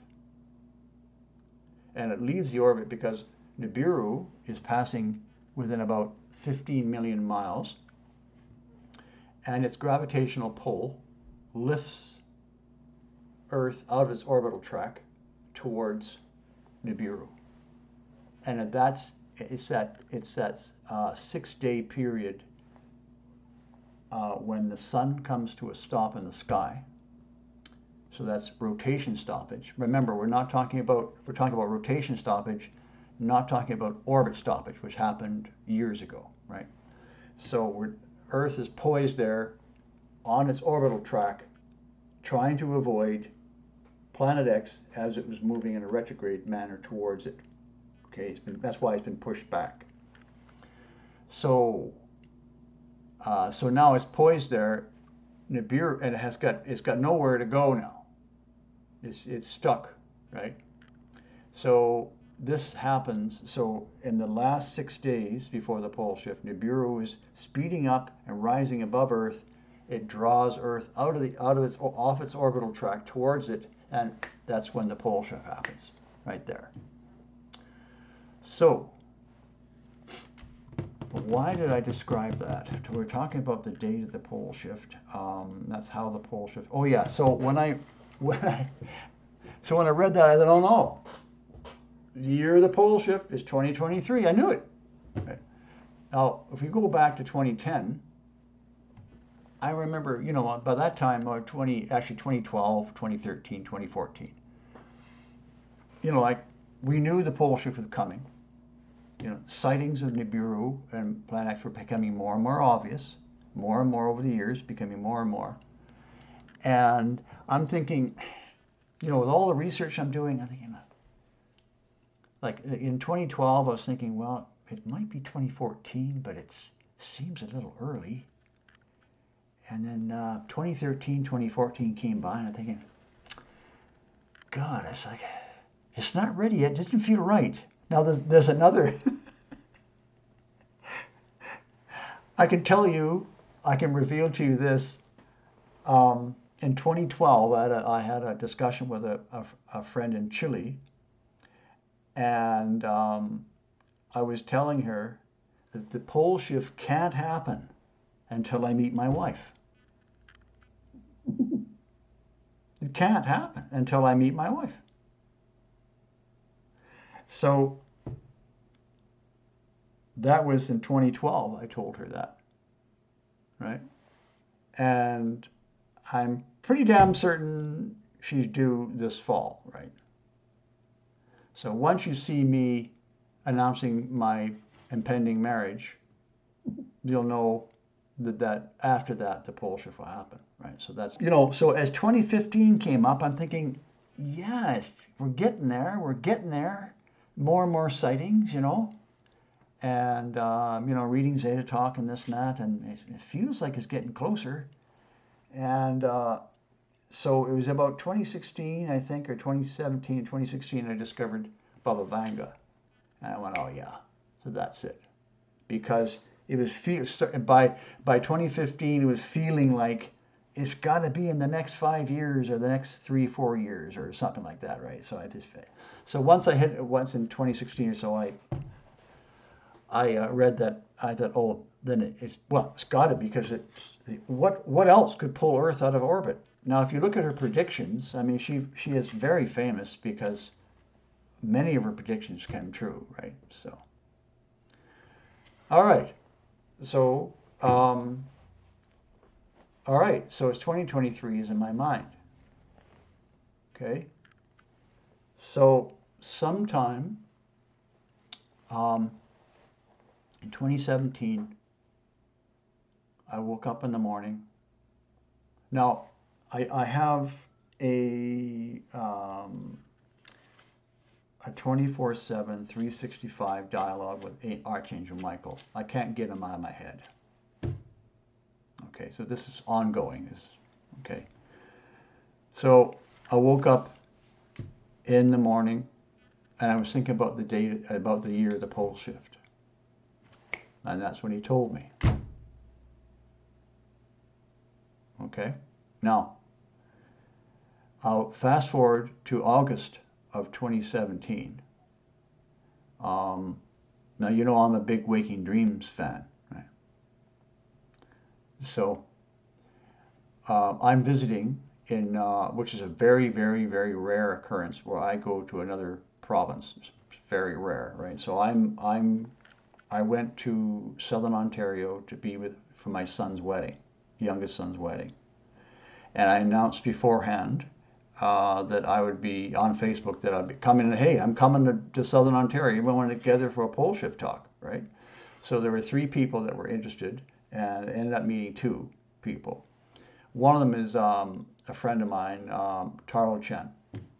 And so we agreed to meet in Elora, Ontario, which is north about 20, 30, 40 miles north of Kitchener. So that's fine. So I rent a car, and so I drive to Elora, Ontario. So I meet with Taro Chen and his wife, and he's a great guy. And so we're having a grand old time, because, talking about spiritual, she's very spiritual, talking about spiritual stuff, and all this, great time. So we were walking along in Elora, Ontario, and now, Melanie, have you heard this story? Okay, so No, okay, I'd so love to. okay, so we were, Ravi, his wife, and Taro Tan and I were walking along the main street, and but we were on a bridge, because it's a mill town. It's an old mill town, and there's a river there, and we were walking slowly across the bridge, and I was talking to Taro Chan about the date of the pole shift, February the 4th, 2023. And so as I was talking to him, I heard the voice behind me say, "Hi, Dad." This is like 3,000 miles from home. "Hi, Dad." So it was my daughter, Sarah, in a car because the on the bridge because the cars were backed up. They were waiting to get, you know. So I turned around. There's Sarah, right? I said, "Hi, Sarah. This is Taro Chan and his wife, Ravi." And so she said, "Oh, hi," and then off she went, right? So then I turned to Taro Chan. I said, "Guess when Sarah was born?" February the 4th. Okay, so that's how waking dreams work. Okay, Oh, wow. yeah. Now I could tell you other waking dreams of equal import, but I'll leave it right there, right? So, okay. So that's in my book. At least I haven't put it in my book yet, but that's going to go in the book, right? So, so you got a preview of the book. So I didn't ask for that. It was given to me. Right? So now, so as we move forward, there's going to be. So I had a dream where all the Earth changes. We call them Earth changes, Earth events, as caused by Planet X, right? Whatever name we give them. We're all on a train, and each event was in a car.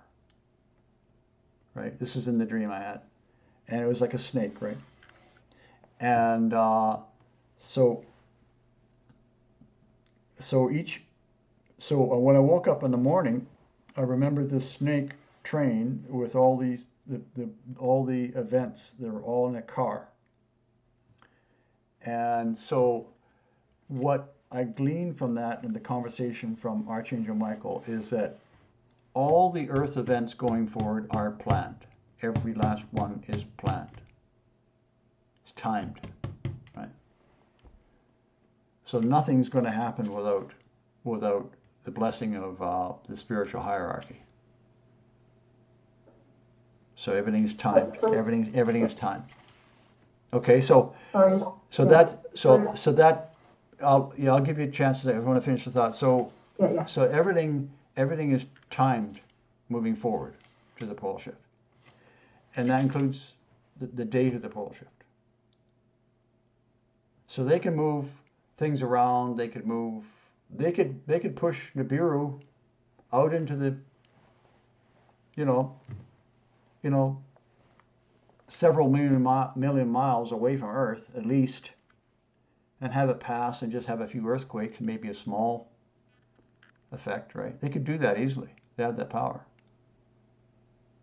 But you see, the pole shift has to happen because the Earth needs to be cleansed of all the young souls and of all the some of the dark souls will be taken away and won't be allowed to reincarnate here, because Earth is moving to the fourth dimension and henceforth will become a home for only light-oriented, or what they call service to other souls.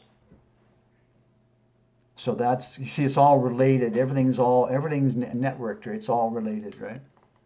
So that's my answer to your question, if it is an answer. Thank you, Chris. Yeah, I know we have. I think someone else had a more practical question, but I just want to ask if it is a long, if it's going to be a long question, we can save it for next time, or you can just tell me to go watch the video. Okay, okay, because we do have a few other questions we could get to. Yeah, go ahead. Ask your question. Oh, okay. Well, that sounds. I don't mean to be snarky. Oh, I'm not being snarky. Just say it. Okay. That's being benevolent. We're in a schoolhouse as Earthlings. Why is it because there's this cycle that needs to be done? Why? I mean, for us humans, I get the Earth cycle, but why hold it to let? Why are they helping? why are they assisting with with with us? Oh, well, why are we having assistance, spiritual assistance? Yeah, because why are they holding the stopping it or assisting it or holding it so that more of us can decide and wake up Yeah, and be active about our orientation? yeah. Well, okay. Yeah.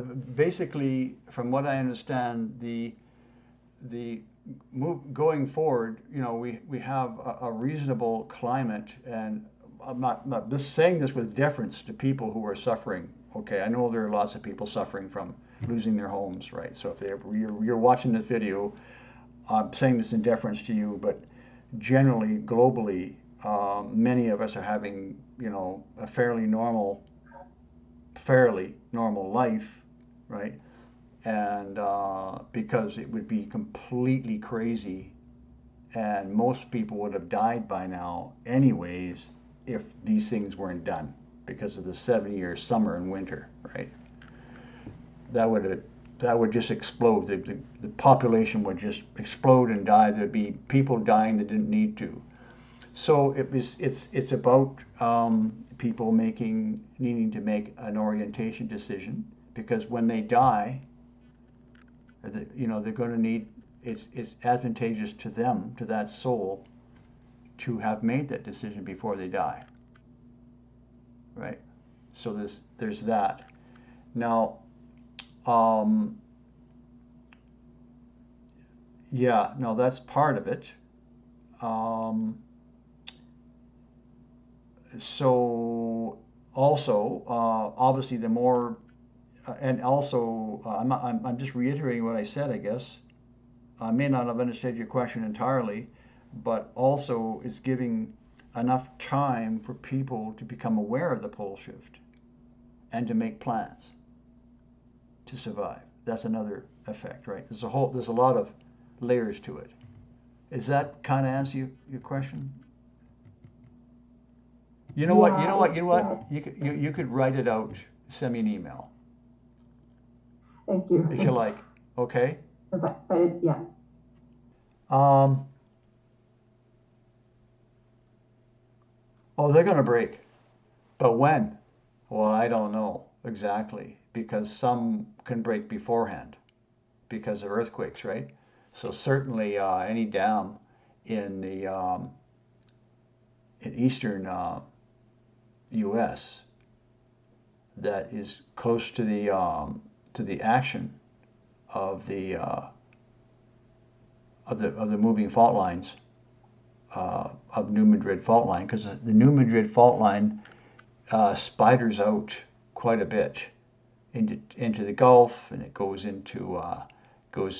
through Texas, and it goes up, and it goes to the Black Hills into and South Dakota, and it goes up to I believe Chicago, um, and it goes up and then it also goes obviously through Ohio River Valley, and also goes up up through out underneath the Erie and Ontario, Lake Erie and Lake Ontario, and then out through up the St. Lawrence Seaway out to the center of the Atlantic.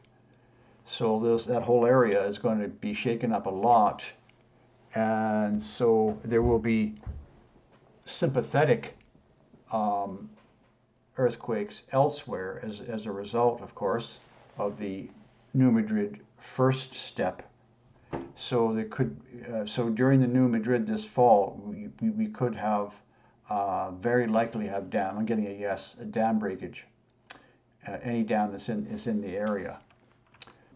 Now, Senya is asking, how do you please share how we can get in touch with you for a more personalized strategy? Okay, prowordsafelocations@gmail.com. Yeah, so now that will be in the video, but if you need it to write it down, you should write it down now, because once I close the Zoom session, that'll be gone, but it'll be in the video. So, okay, yeah. The movement of the North Mag is related to the movement of Planet X or Nibiru, and probably some other magnetic forces. But there's been a lot of people asking me about the 40-degree mark, and you know what, frankly, I've completely dismissed. I don't bother with that stuff at all. I'm too busy, but that's what I'm hearing. And that is not an indicator of when the pole shift will happen. It's about the final movement of Nibiru. And so that, whatever a person wants to believe is fine, but the pole shift is not going to happen until I get married. I can promise you that.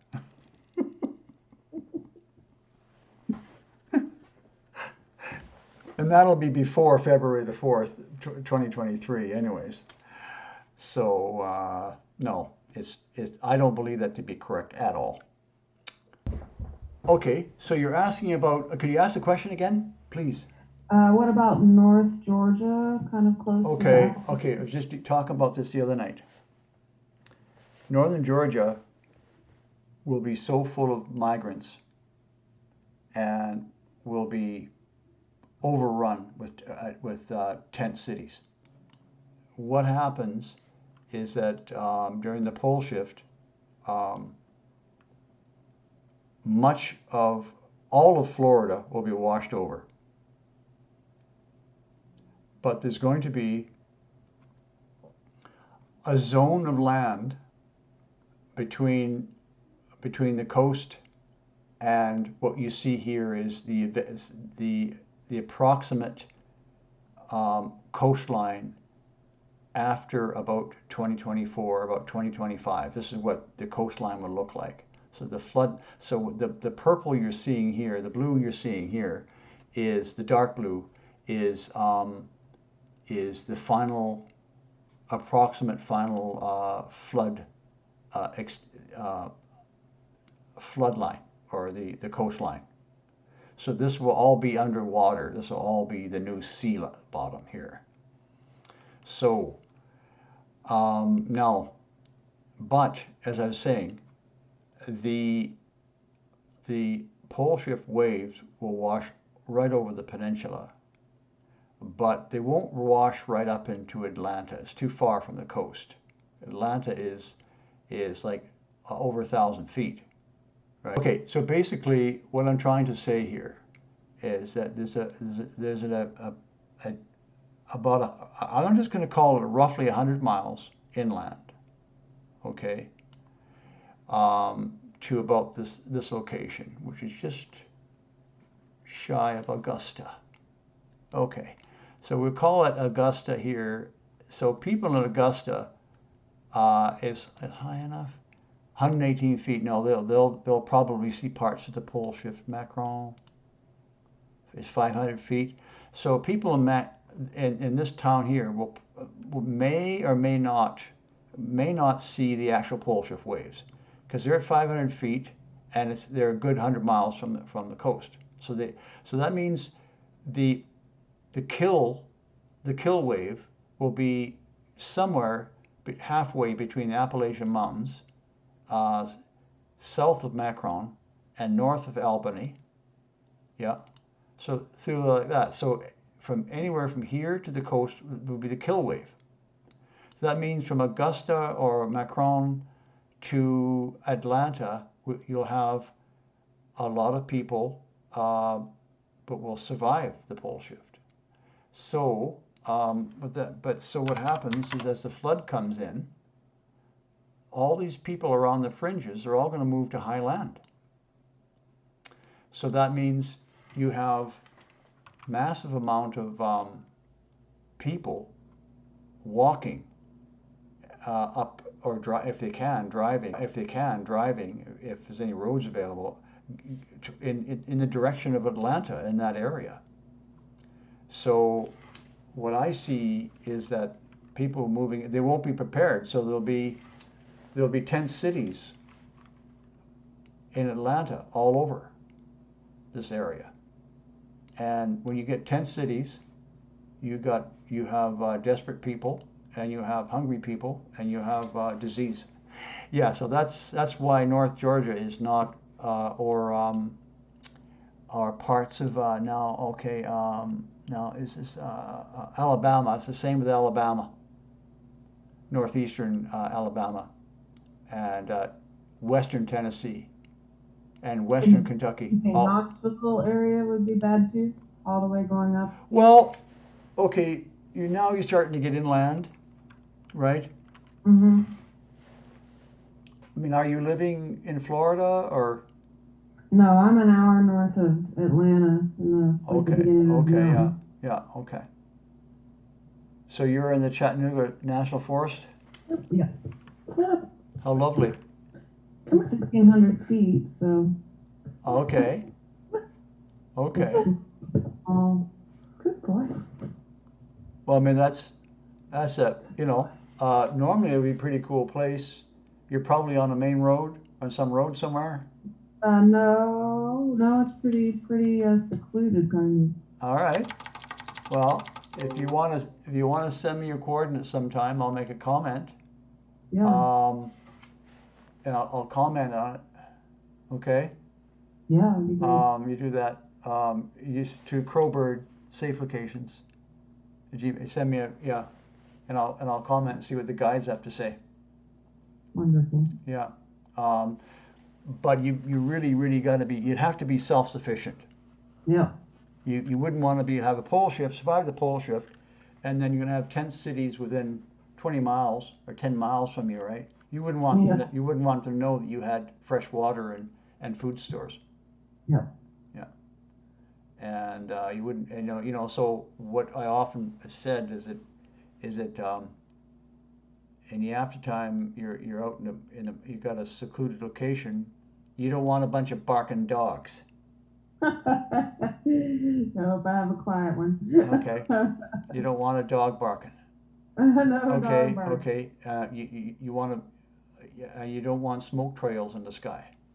Right. Okay. This is in the early aftertime, right? Yeah. And you don't want glass surfaces reflecting light. So you'll want to get some what do they call it, camouflage material and cover your house up, camouflage it, and no outside bonfires, no drumming circles, no hooting and hollering in the first couple of years until the bad boys kill themselves off. And then what you do is then you can start to venture out, maybe looking for somebody to trade with. So that's why you want to be self-sufficient. Okay? Yeah. And do you think Arizona isn't going to get people from California and such? Well, Californians I don't think they're going to get out of California. Yeah. If they leave it too long. Yeah. Because if you look at the roads, there's only X number of roads. Yeah. And if you just need a damn good a good rain, a big rain, and pretty soon you got a torrent running down the road, right? So they don't have any. It's a desert, so you don't have any trees to hold the water, right? So if you do the math, it's I don't think I'm encouraging anyone who lives in California to get out. Yeah. As soon as you possibly can, while the roads are still passable. Right. So I don't think. So you're talking about Arizona. Yeah. No. I. And once the pole shift happens, you're either on foot. You've got a golf court. I'm sorry. Did I say a golf cart? No, I meant a goat cart. Or you're on horseback. Right? Because it's going to short out all microchips. I'm sorry? It'll short out all microchips. Yeah. Like Yeah. So your or- fancy 4x4 is not going to go very far. Yeah. Yeah, so so that's why if you want to move around at all in the after time, get yourself an old International or some old truck with a distributor, old-fashioned distributor, right? Yeah. And make sure it's and then you can move around a bit if you can find some roads, right? So okay. Good times. Okay. Yeah, so Arizona's great. No soil. Apparently there might be water. So if you go to Arizona, I got to consider that you want to grow stuff unless you're a fantastic person for foraging mushrooms or I don't know uh, about life in the desert, right? Do you think the 4D thing comes? I'm sorry. Say again. Like if we go to 4D, do you think it comes around then too? Oh, we will. None of us alive will see 4D. Uh-huh. That's my opinion. Zeta says 100 years in the future. I had a dream. I think it was 2413 for the transformation to the fourth dimension. Wow. So it doesn't matter because none of us are going to be on Earth during that transition. Right. Yeah, that's what I think. Yeah. Did I answer the question? Yes. Okay. Okay. Okay. So Vas. Oh, hi, Vas. How are you? Oh, hi, Vas. Yeah, we did a consultation the other night. We had a great time, didn't we, Vas? We did. Thank you so much. Oh man, what was it? 3 hours? It was Something great. like that. Yeah, it was great. It was. Oh, good evening, Chris. I'm just going to do you mind asking me to speak the pole shift not being above ground in bunkers, not but a way to protect yourself during the hour of the pole shift? Okay, maybe you could just verbalize your question, Vas. Well, first of all, I heard you talk about Atlanta, and I was under the assumption from Zeta Talk that Atlanta was going down for maybe 150, 250 feet, and then it was going to rise. Yes, So, yeah, that's true. That's true. That's true. So if you incorporate that into the map, it probably I just frankly discourage people from going there, frankly. But I've done it before. If we do it, what is it, 250? And so we would. So that's 6. You know what I said about math, right? So that's for 876 plus. So it's 925. Say. I think that's it.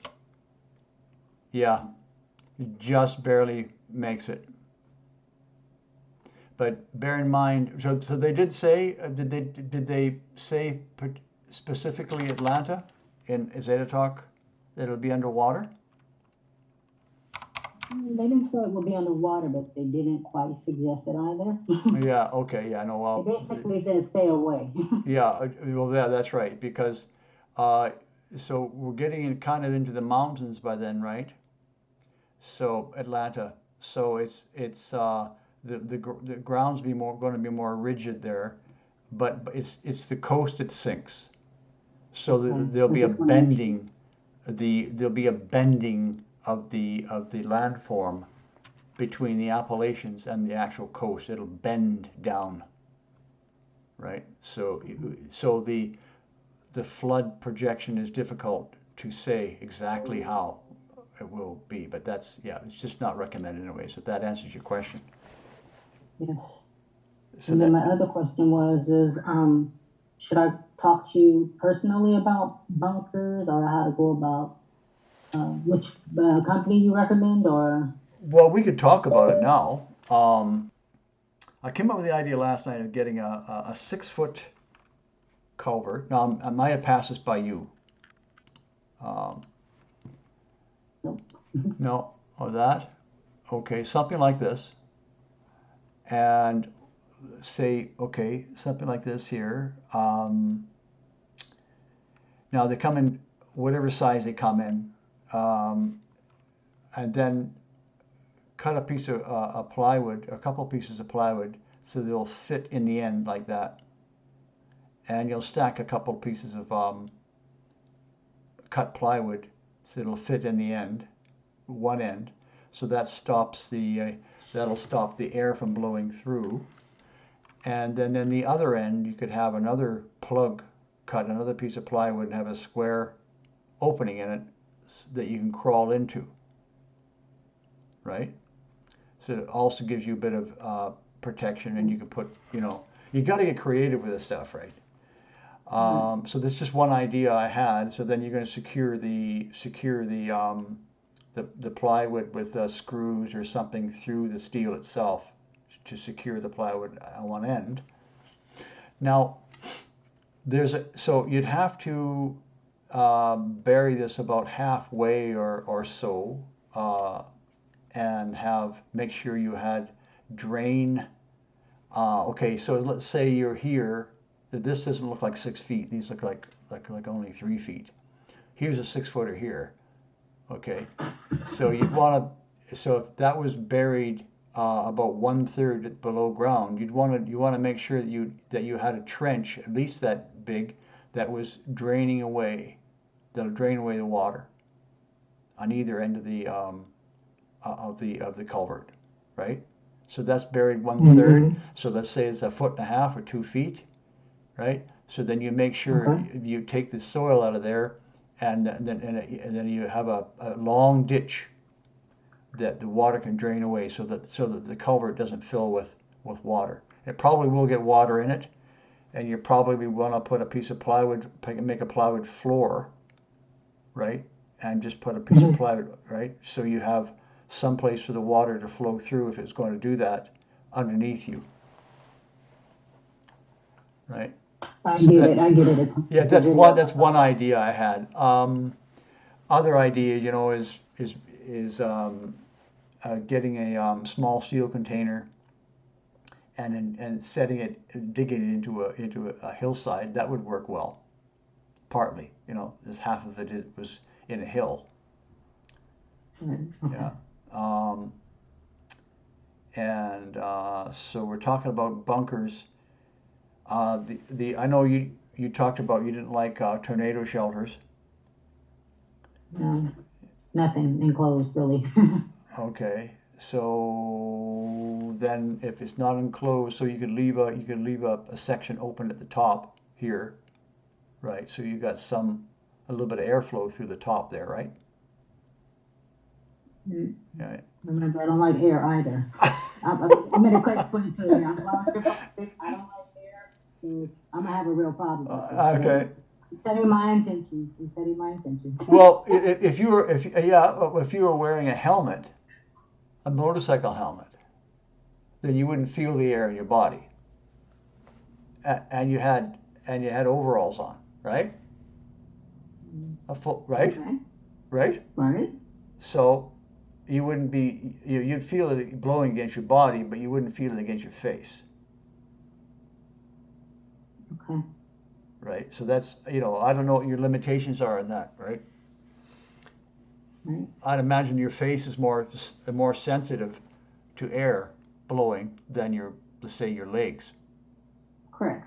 Yeah. Absolutely. So if you had a full face, full head motorcycle helmet, then you're going to wear a rag around the joint between, here to your chest, to your shoulders, and that would seal it off somewhat, and then you'd be Bob's your uncle. It'd be good. Okay. Thank you. That's just one idea. I don't know. I'll try to come up with different ideas. Okay. Yeah. Yeah. So did you have another question? No, that was it. Thank you. Okay. You're welcome. I have an idea where you're going, but if you could put that in the chat, okay? So anyone else have any questions? Actually, I could actually show you that. Okay. So you're basically saying hiding. You're just repeating what I remember saying it in the video, that you should be staying away from the army or police in the after time. Okay. All right. So when I said that, I was in a different mind, and so I believe that the political conditions, I'm getting a yes, will lighten up by the time of the pole shift in Australia. I'm getting a yes. Okay? Well, I hope so. Yeah. I know it's pretty nasty there with all their COVID stuff. And I don't want to get into a lot of the COVID. We know the COVID stuff, all I'm going to say about that is we know it's all part of the military agenda. So I'll go back to Ivanka. After the pole shift, why should we hide, cover house, police, army, forces to go through? How do you see life after the pole shift? We will live like a caveman without power and a. Yeah, I mean, that's the basic question, right? You're really asking it there.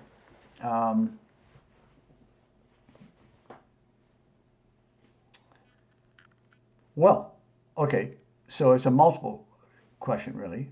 Well, you want to hide because it's not that you're hiding necessarily. Well, you are.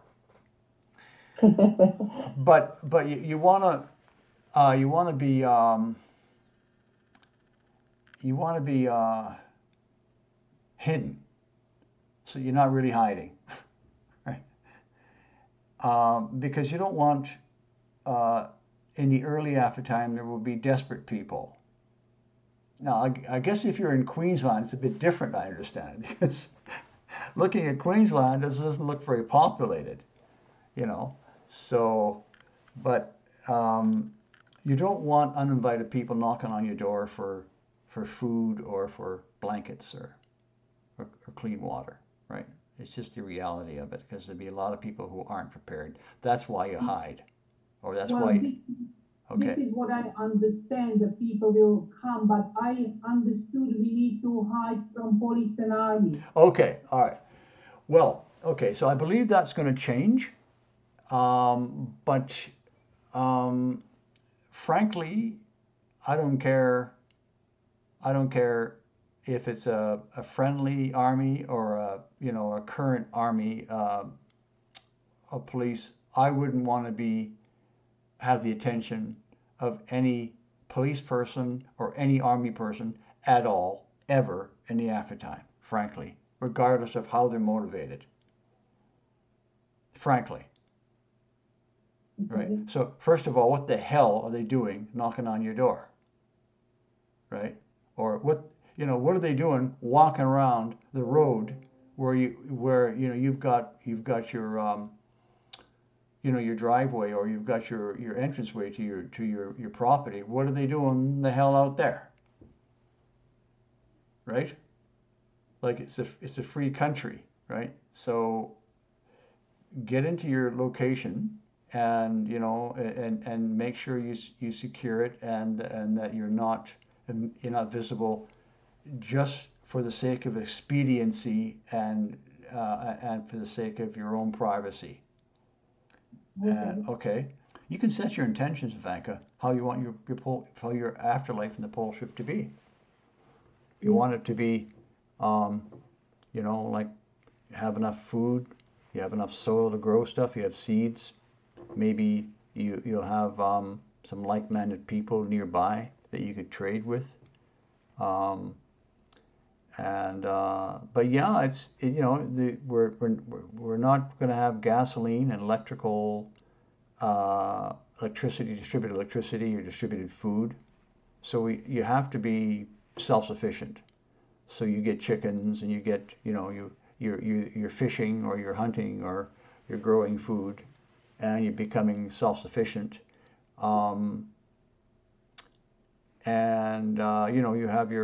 You have your home that you have now. Your current home is not likely to survive the pole shift, because of the rock and the wind.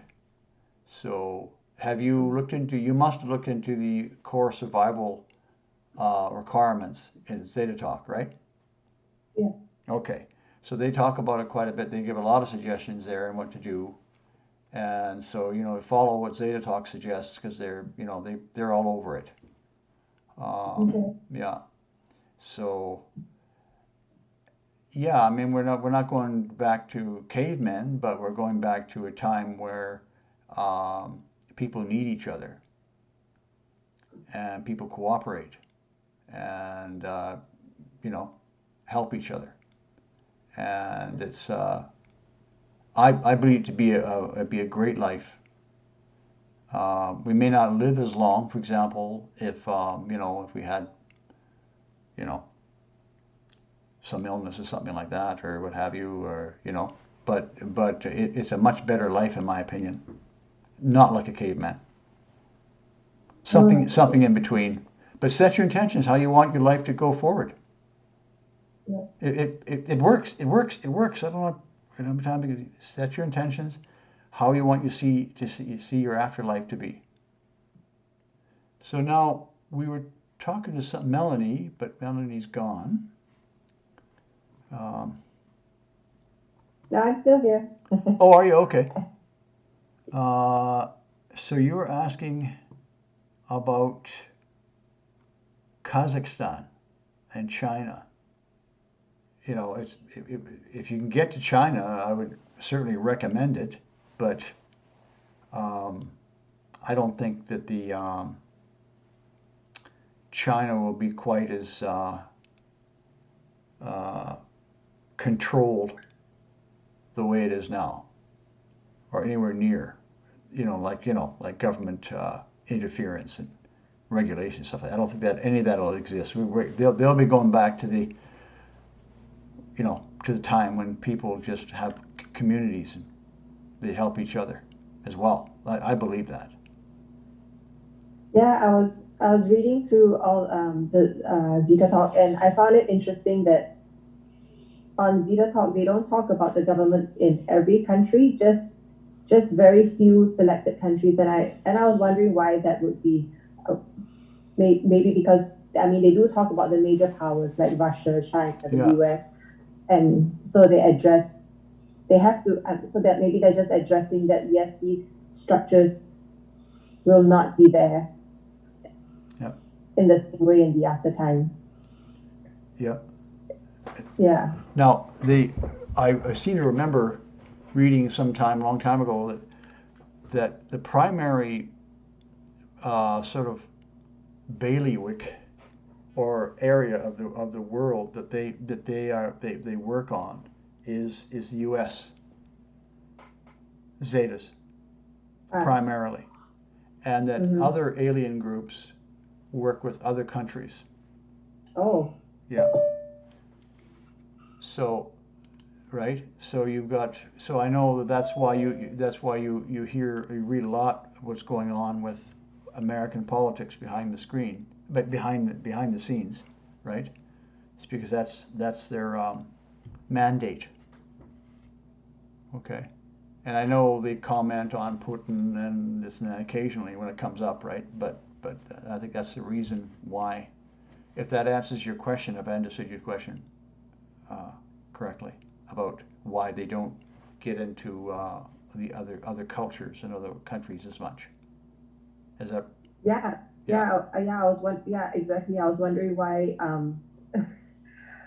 There's a billion plus people in India that's going to sink, and a billion plus people in China, and so English is not their first language. What about the souls there, right? If indeed there is this outer world assistance going on. The souls, the souls in India and China. Yeah. Now I'm just half tongue in cheek saying that there's Zeta Talk is in English. Yes, it has been translated to other languages. I'm just wondering why. But you have answered why the Zetas would choose comment on certain governments and not others as much. Yeah, because they'd run off their feet trying to answer all these questions, because there's so much going on. You know, that's why they focus on you know, they couldn't possibly. They couldn't possibly. Yeah. It's too much going on, right? If you know, so it'd be nice if you had a Zeta talk for you know, other countries as well. You know, but they do touch on important things. But you know what? All you need to know is how to survive the pole shift. Yeah. And when and I've given the date. So you just need those two things. Mm-hmm. And a safe, well, and then of course you need to deal with the safe location thing. But yeah. Yeah. These are the three things, right? So, and the rest of it's just you know, curiosity, I would say, right? It helps to know, you know, sometimes, but yeah. I have one. Does the pole shift include a geomagnetic storm? Okay, who is this? This is Kelly. Oh, hi, Kelly. Is this the first time you've made a? No, I asked about Georgia. Oh, hi. Okay. Oh, the geomagnetic storm that you're talking about, a recent one that's going to happen? No, does that come with the pole shift? A geomagnetic storm. Well, I'd have to research the term geomagnetic storm, right? Because there's a lot of terms out there on the internet that people use that aren't very accurate, right? Yeah, that's the truth. So, geo implies Earth, if I'm not mistaken, or geography. Magnetic, obviously, would be a magnetic pulse or an electromagnetic pulse. And a storm implies, well, that there would be a whole lot of EMP being applied to Earth's geography. That's what, sorry, just the way my mind works. There's a lot of disinformation about magnetics on the internet because it's a convenient topic to use to distract the public. Like, for example, the 40-degree mark of the movement of the North Mag, right? Or the latest solar flash is going to engulf Earth in a magnetic particles and other atomic particles. There's the polar flip lie, right? The pole flip lie, like the poles are going to just flip, right? So north is going to exchange positions with south, right? That's another lie. There's various other vectors that they come up with to kind of keep the public not thinking about the basics, and that is right in the geography of Earth. If you study the geography of Earth without being pre-programmed by the article that's doing the reporting, if you can look past it, you'll find that the geography of the Earth screams pole shift. It screams it. And, like the discovery of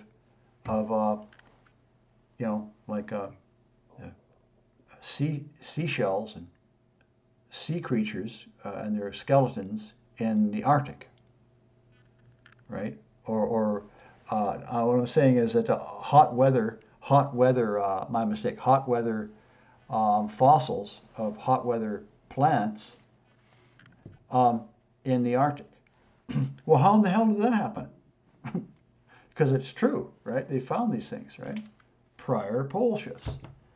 You look at the coastline of around New York. It's in New York. It's somewhere on the east coast of the U.S. And you can find very unusual coastline formations that were apparently generated by the Anunnaki who lived here, right? And then you can go to the deserts of I believe it's Chile, or Chile, sorry.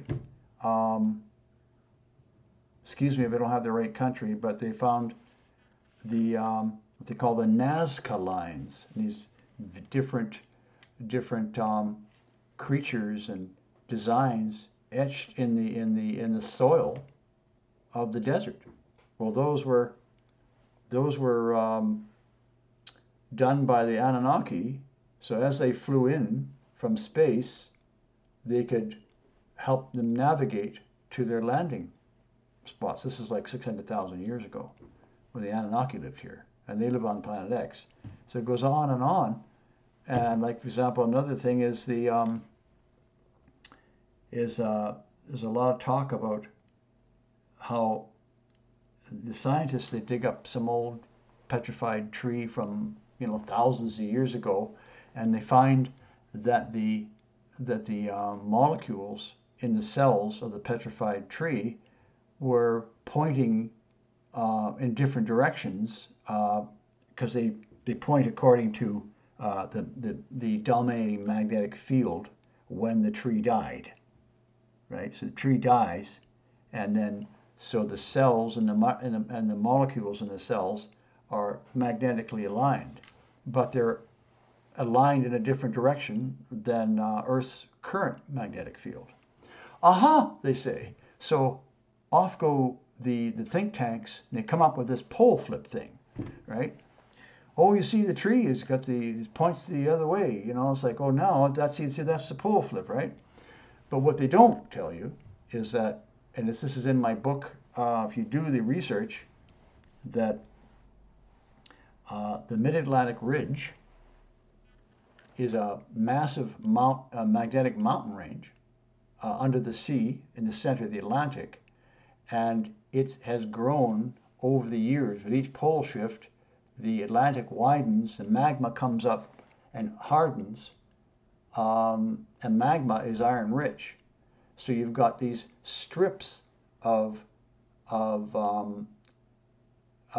cooled, now I forget the name of cooled volcanic rock, is a name for it, I can't remember it right now, but this rock has strips of fresh, at one time that were fresh layers of magma that cooled at the bottom of the Atlantic, and it's like, many of these strips that run for thousands of miles, and each strip has got varying magnetic orientations.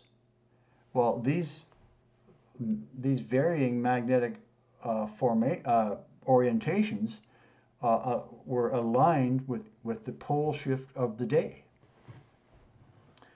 So they don't tell you about that, right? But that's in the record if you do the research. Are there any more questions before we close this Zoom session off? I have a quick question, Chris. Oh, hi, Ahmed. Hi, Ahmed. So, I think Max was mentioning that Zeta's talked about that this pole shift is going to be worse than previous pole shifts. Yeah. It's going to be much worse. Is that true? Yeah, it's true. Yeah, it's a 90-degree tip, apparently. A permanent 90-degree tip. Yeah. And the previous ones were they were the magnetic north has meandered. Now I'm saying in with each pole shift around the Arctic. So I plotted the last 6 poles. Yes. So these were the last positions. Are there any good places in Mexico? There surely is. Diana. Okay, Diana is asking, I don't know where to go. Can you give me some ideas with each pole shift? So obviously the current one is for the last pole shift. And this is over Greenland was for the one prior 3,600 years ago. And then we had over Siberia here, and then Siberia again here, right? So with this pole shift upcoming, the North Mag will be somewhere off the coast of Brazil. So these are very close to each other. Is I that know, because I know, that's right. So the next one is, one we're facing is going to be severe. But you know what? Even if you had a pole shift of, like say, maybe 5 degrees, it would still cause massive worldwide death because the seas are still going to be displaced, right? Yeah. Yeah. So, but I will tell you that I did have a gentleman write to me one time, and all this you haven't heard, maybe, yeah, but anyways, he wrote to me, and he was had a dream where he was awake, flying above Earth, and he saw the world, the globe was rotating underneath him, and first he saw Spain, and then he saw England, UK, and so when you look on a globe, what that means, it means that the globe is rotating 90 degrees from what it is now. So that was predicting the 90-degree tip of the upcoming pole shift. If you understand like that the movement of the globe is 90 degrees to the latitudes, right? Because Spain to UK is basically at 90 degrees, right? They're similar. Don't quote me, but they're pretty similar in longitude. Yes. Okay, so that was a spiritual dream one man had. Yep. Anyways, that's my safe location video. So I suggest you clicking on that link while this is open, or watching the video afterward when I get it uploaded to YouTube.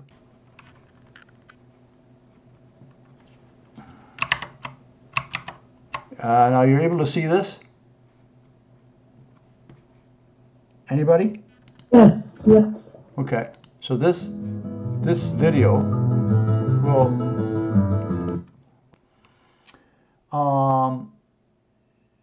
okay, so Zoom user is asking for resources and where to get started. Well, the place to get started is Zeta Talk. Okay, so you've got lots of information here.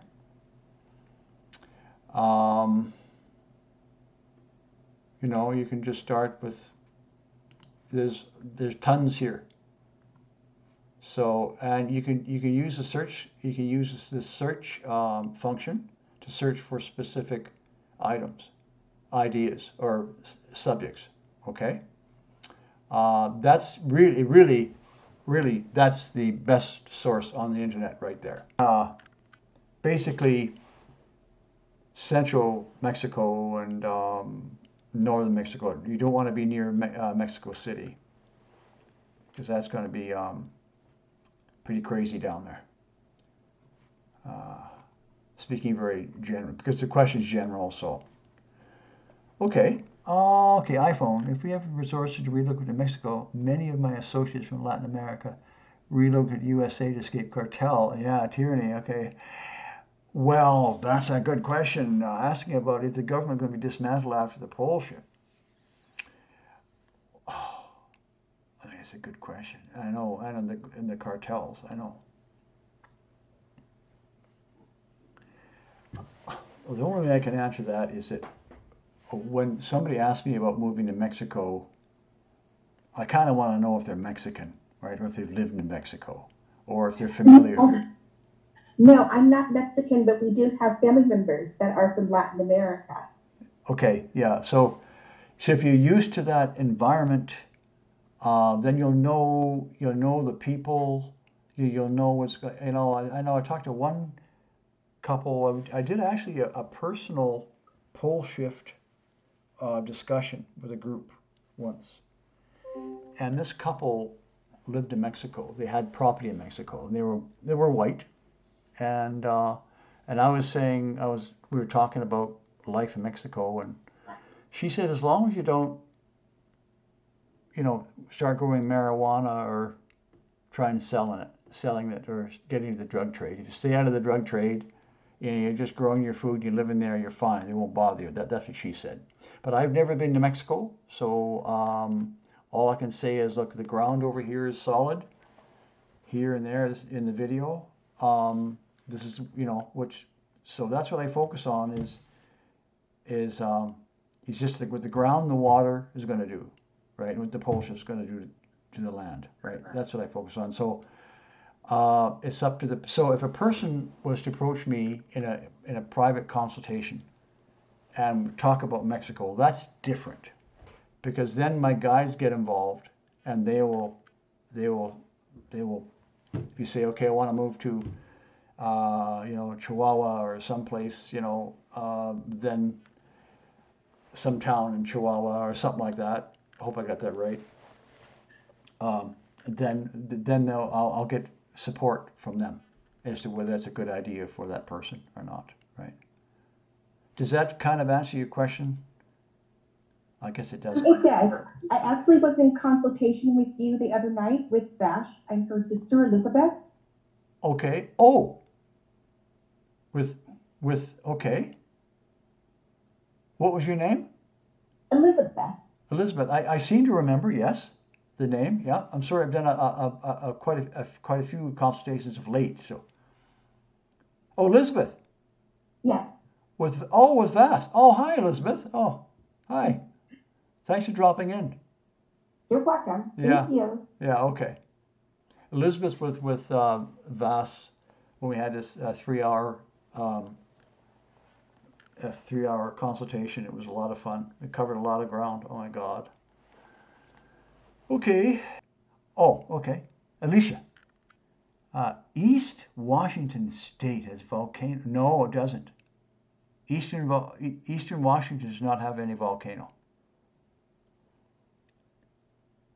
You might have. That's Western Washington has a couple of volcanoes, yes, but not Eastern. Do you think? Yeah, I think it is. If you get up there in the mountains, if you avoid, we'll go there. So this area here, this is how I indicate what the central Washington is going to look like. Okay, the Columbia is going to come down, and it's just going to back up here, because this is going to be driven up 1,000 feet, and it's going to pool in here until it finds an outlet. So this area is to be, well, anyways, it's within 100 miles of Glacier Peak and what is that volcano? Mount Adams. So and there's another one there, Rainier. They're going to blow, right? So the 100-mile mark is about here, anyways, right? So you want to stay east or north of there, and you got to watch out for the Columbia River, because this valley here coming with Columbia is just, all these valleys are going to be awash with moving mud flows, a big mess, right? But if you're up in the mountains here, you're fine, as long as you're not in one of these little valley guys here, right? So say if you're along this road, you're probably pretty good, but not on this road here. It follows the valley bottom, because water could still spill over into here. So up in areas like this where it's not too steep, it works, right? There's a town in now it's called Republic.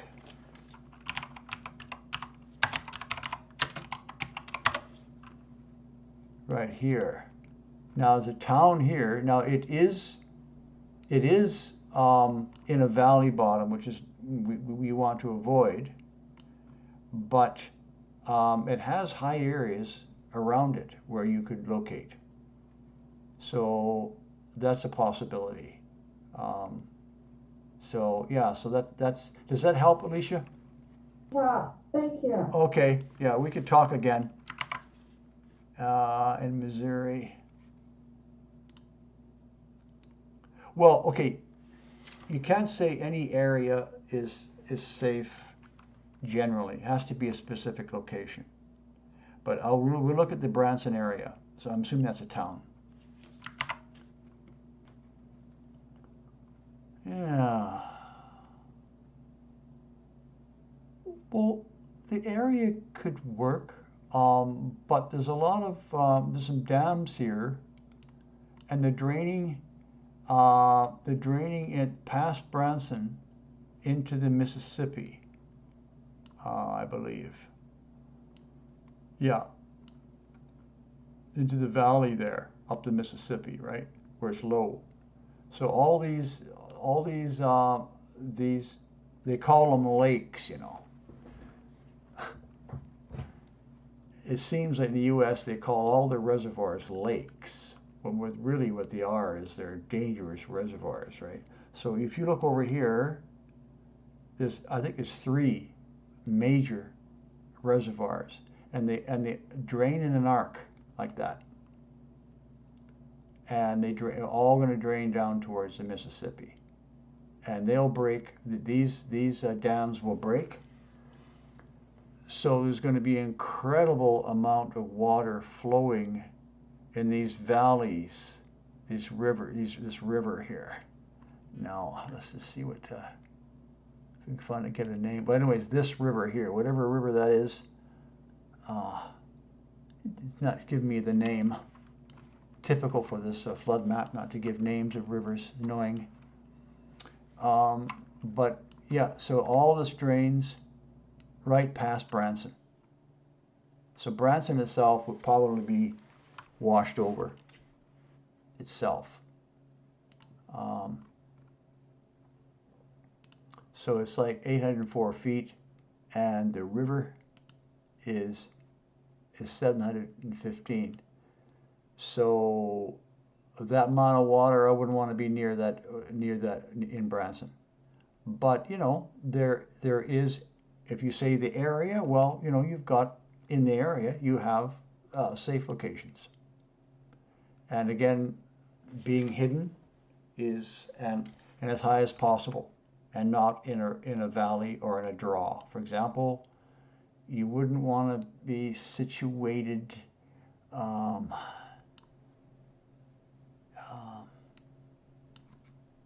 example, if you can see this, and that valley right there. Oh, here's an example right there. And if you're up here, up here, you're not in a draw. These are draws. So that's where the water is going to go.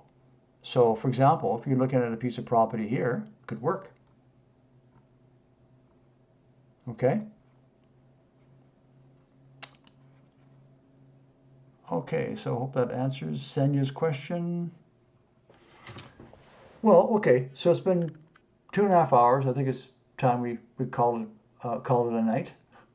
And May, you're stuck right through the whole thing. Thank you so much. Yeah, and well, I could see you the whole time, anyways. And but anyways, thanks everyone for coming in. And I will be doing more of these, and this will be public. I'll be it'll take me about 3 hours to video edit this, because I have to edit out all my stuff. My ums and ahs and stuff like that. So we'll just have to end it here. And so thanks everyone for coming in, and we'll see you again. Thank you. Blessed, grateful. Okay, thanks. Thank night. you, Chris. Good night. Bye, everyone. Good night. Bye. Bye. Thank you, Chris. Good night. Night. Good night. Thank you so much for taking so much time to answer questions. You're welcome, Alicia. Appreciate. I don't think it'll be the same when I get married. Good night, Chris. Okay, good night. Okay, Bye. okay.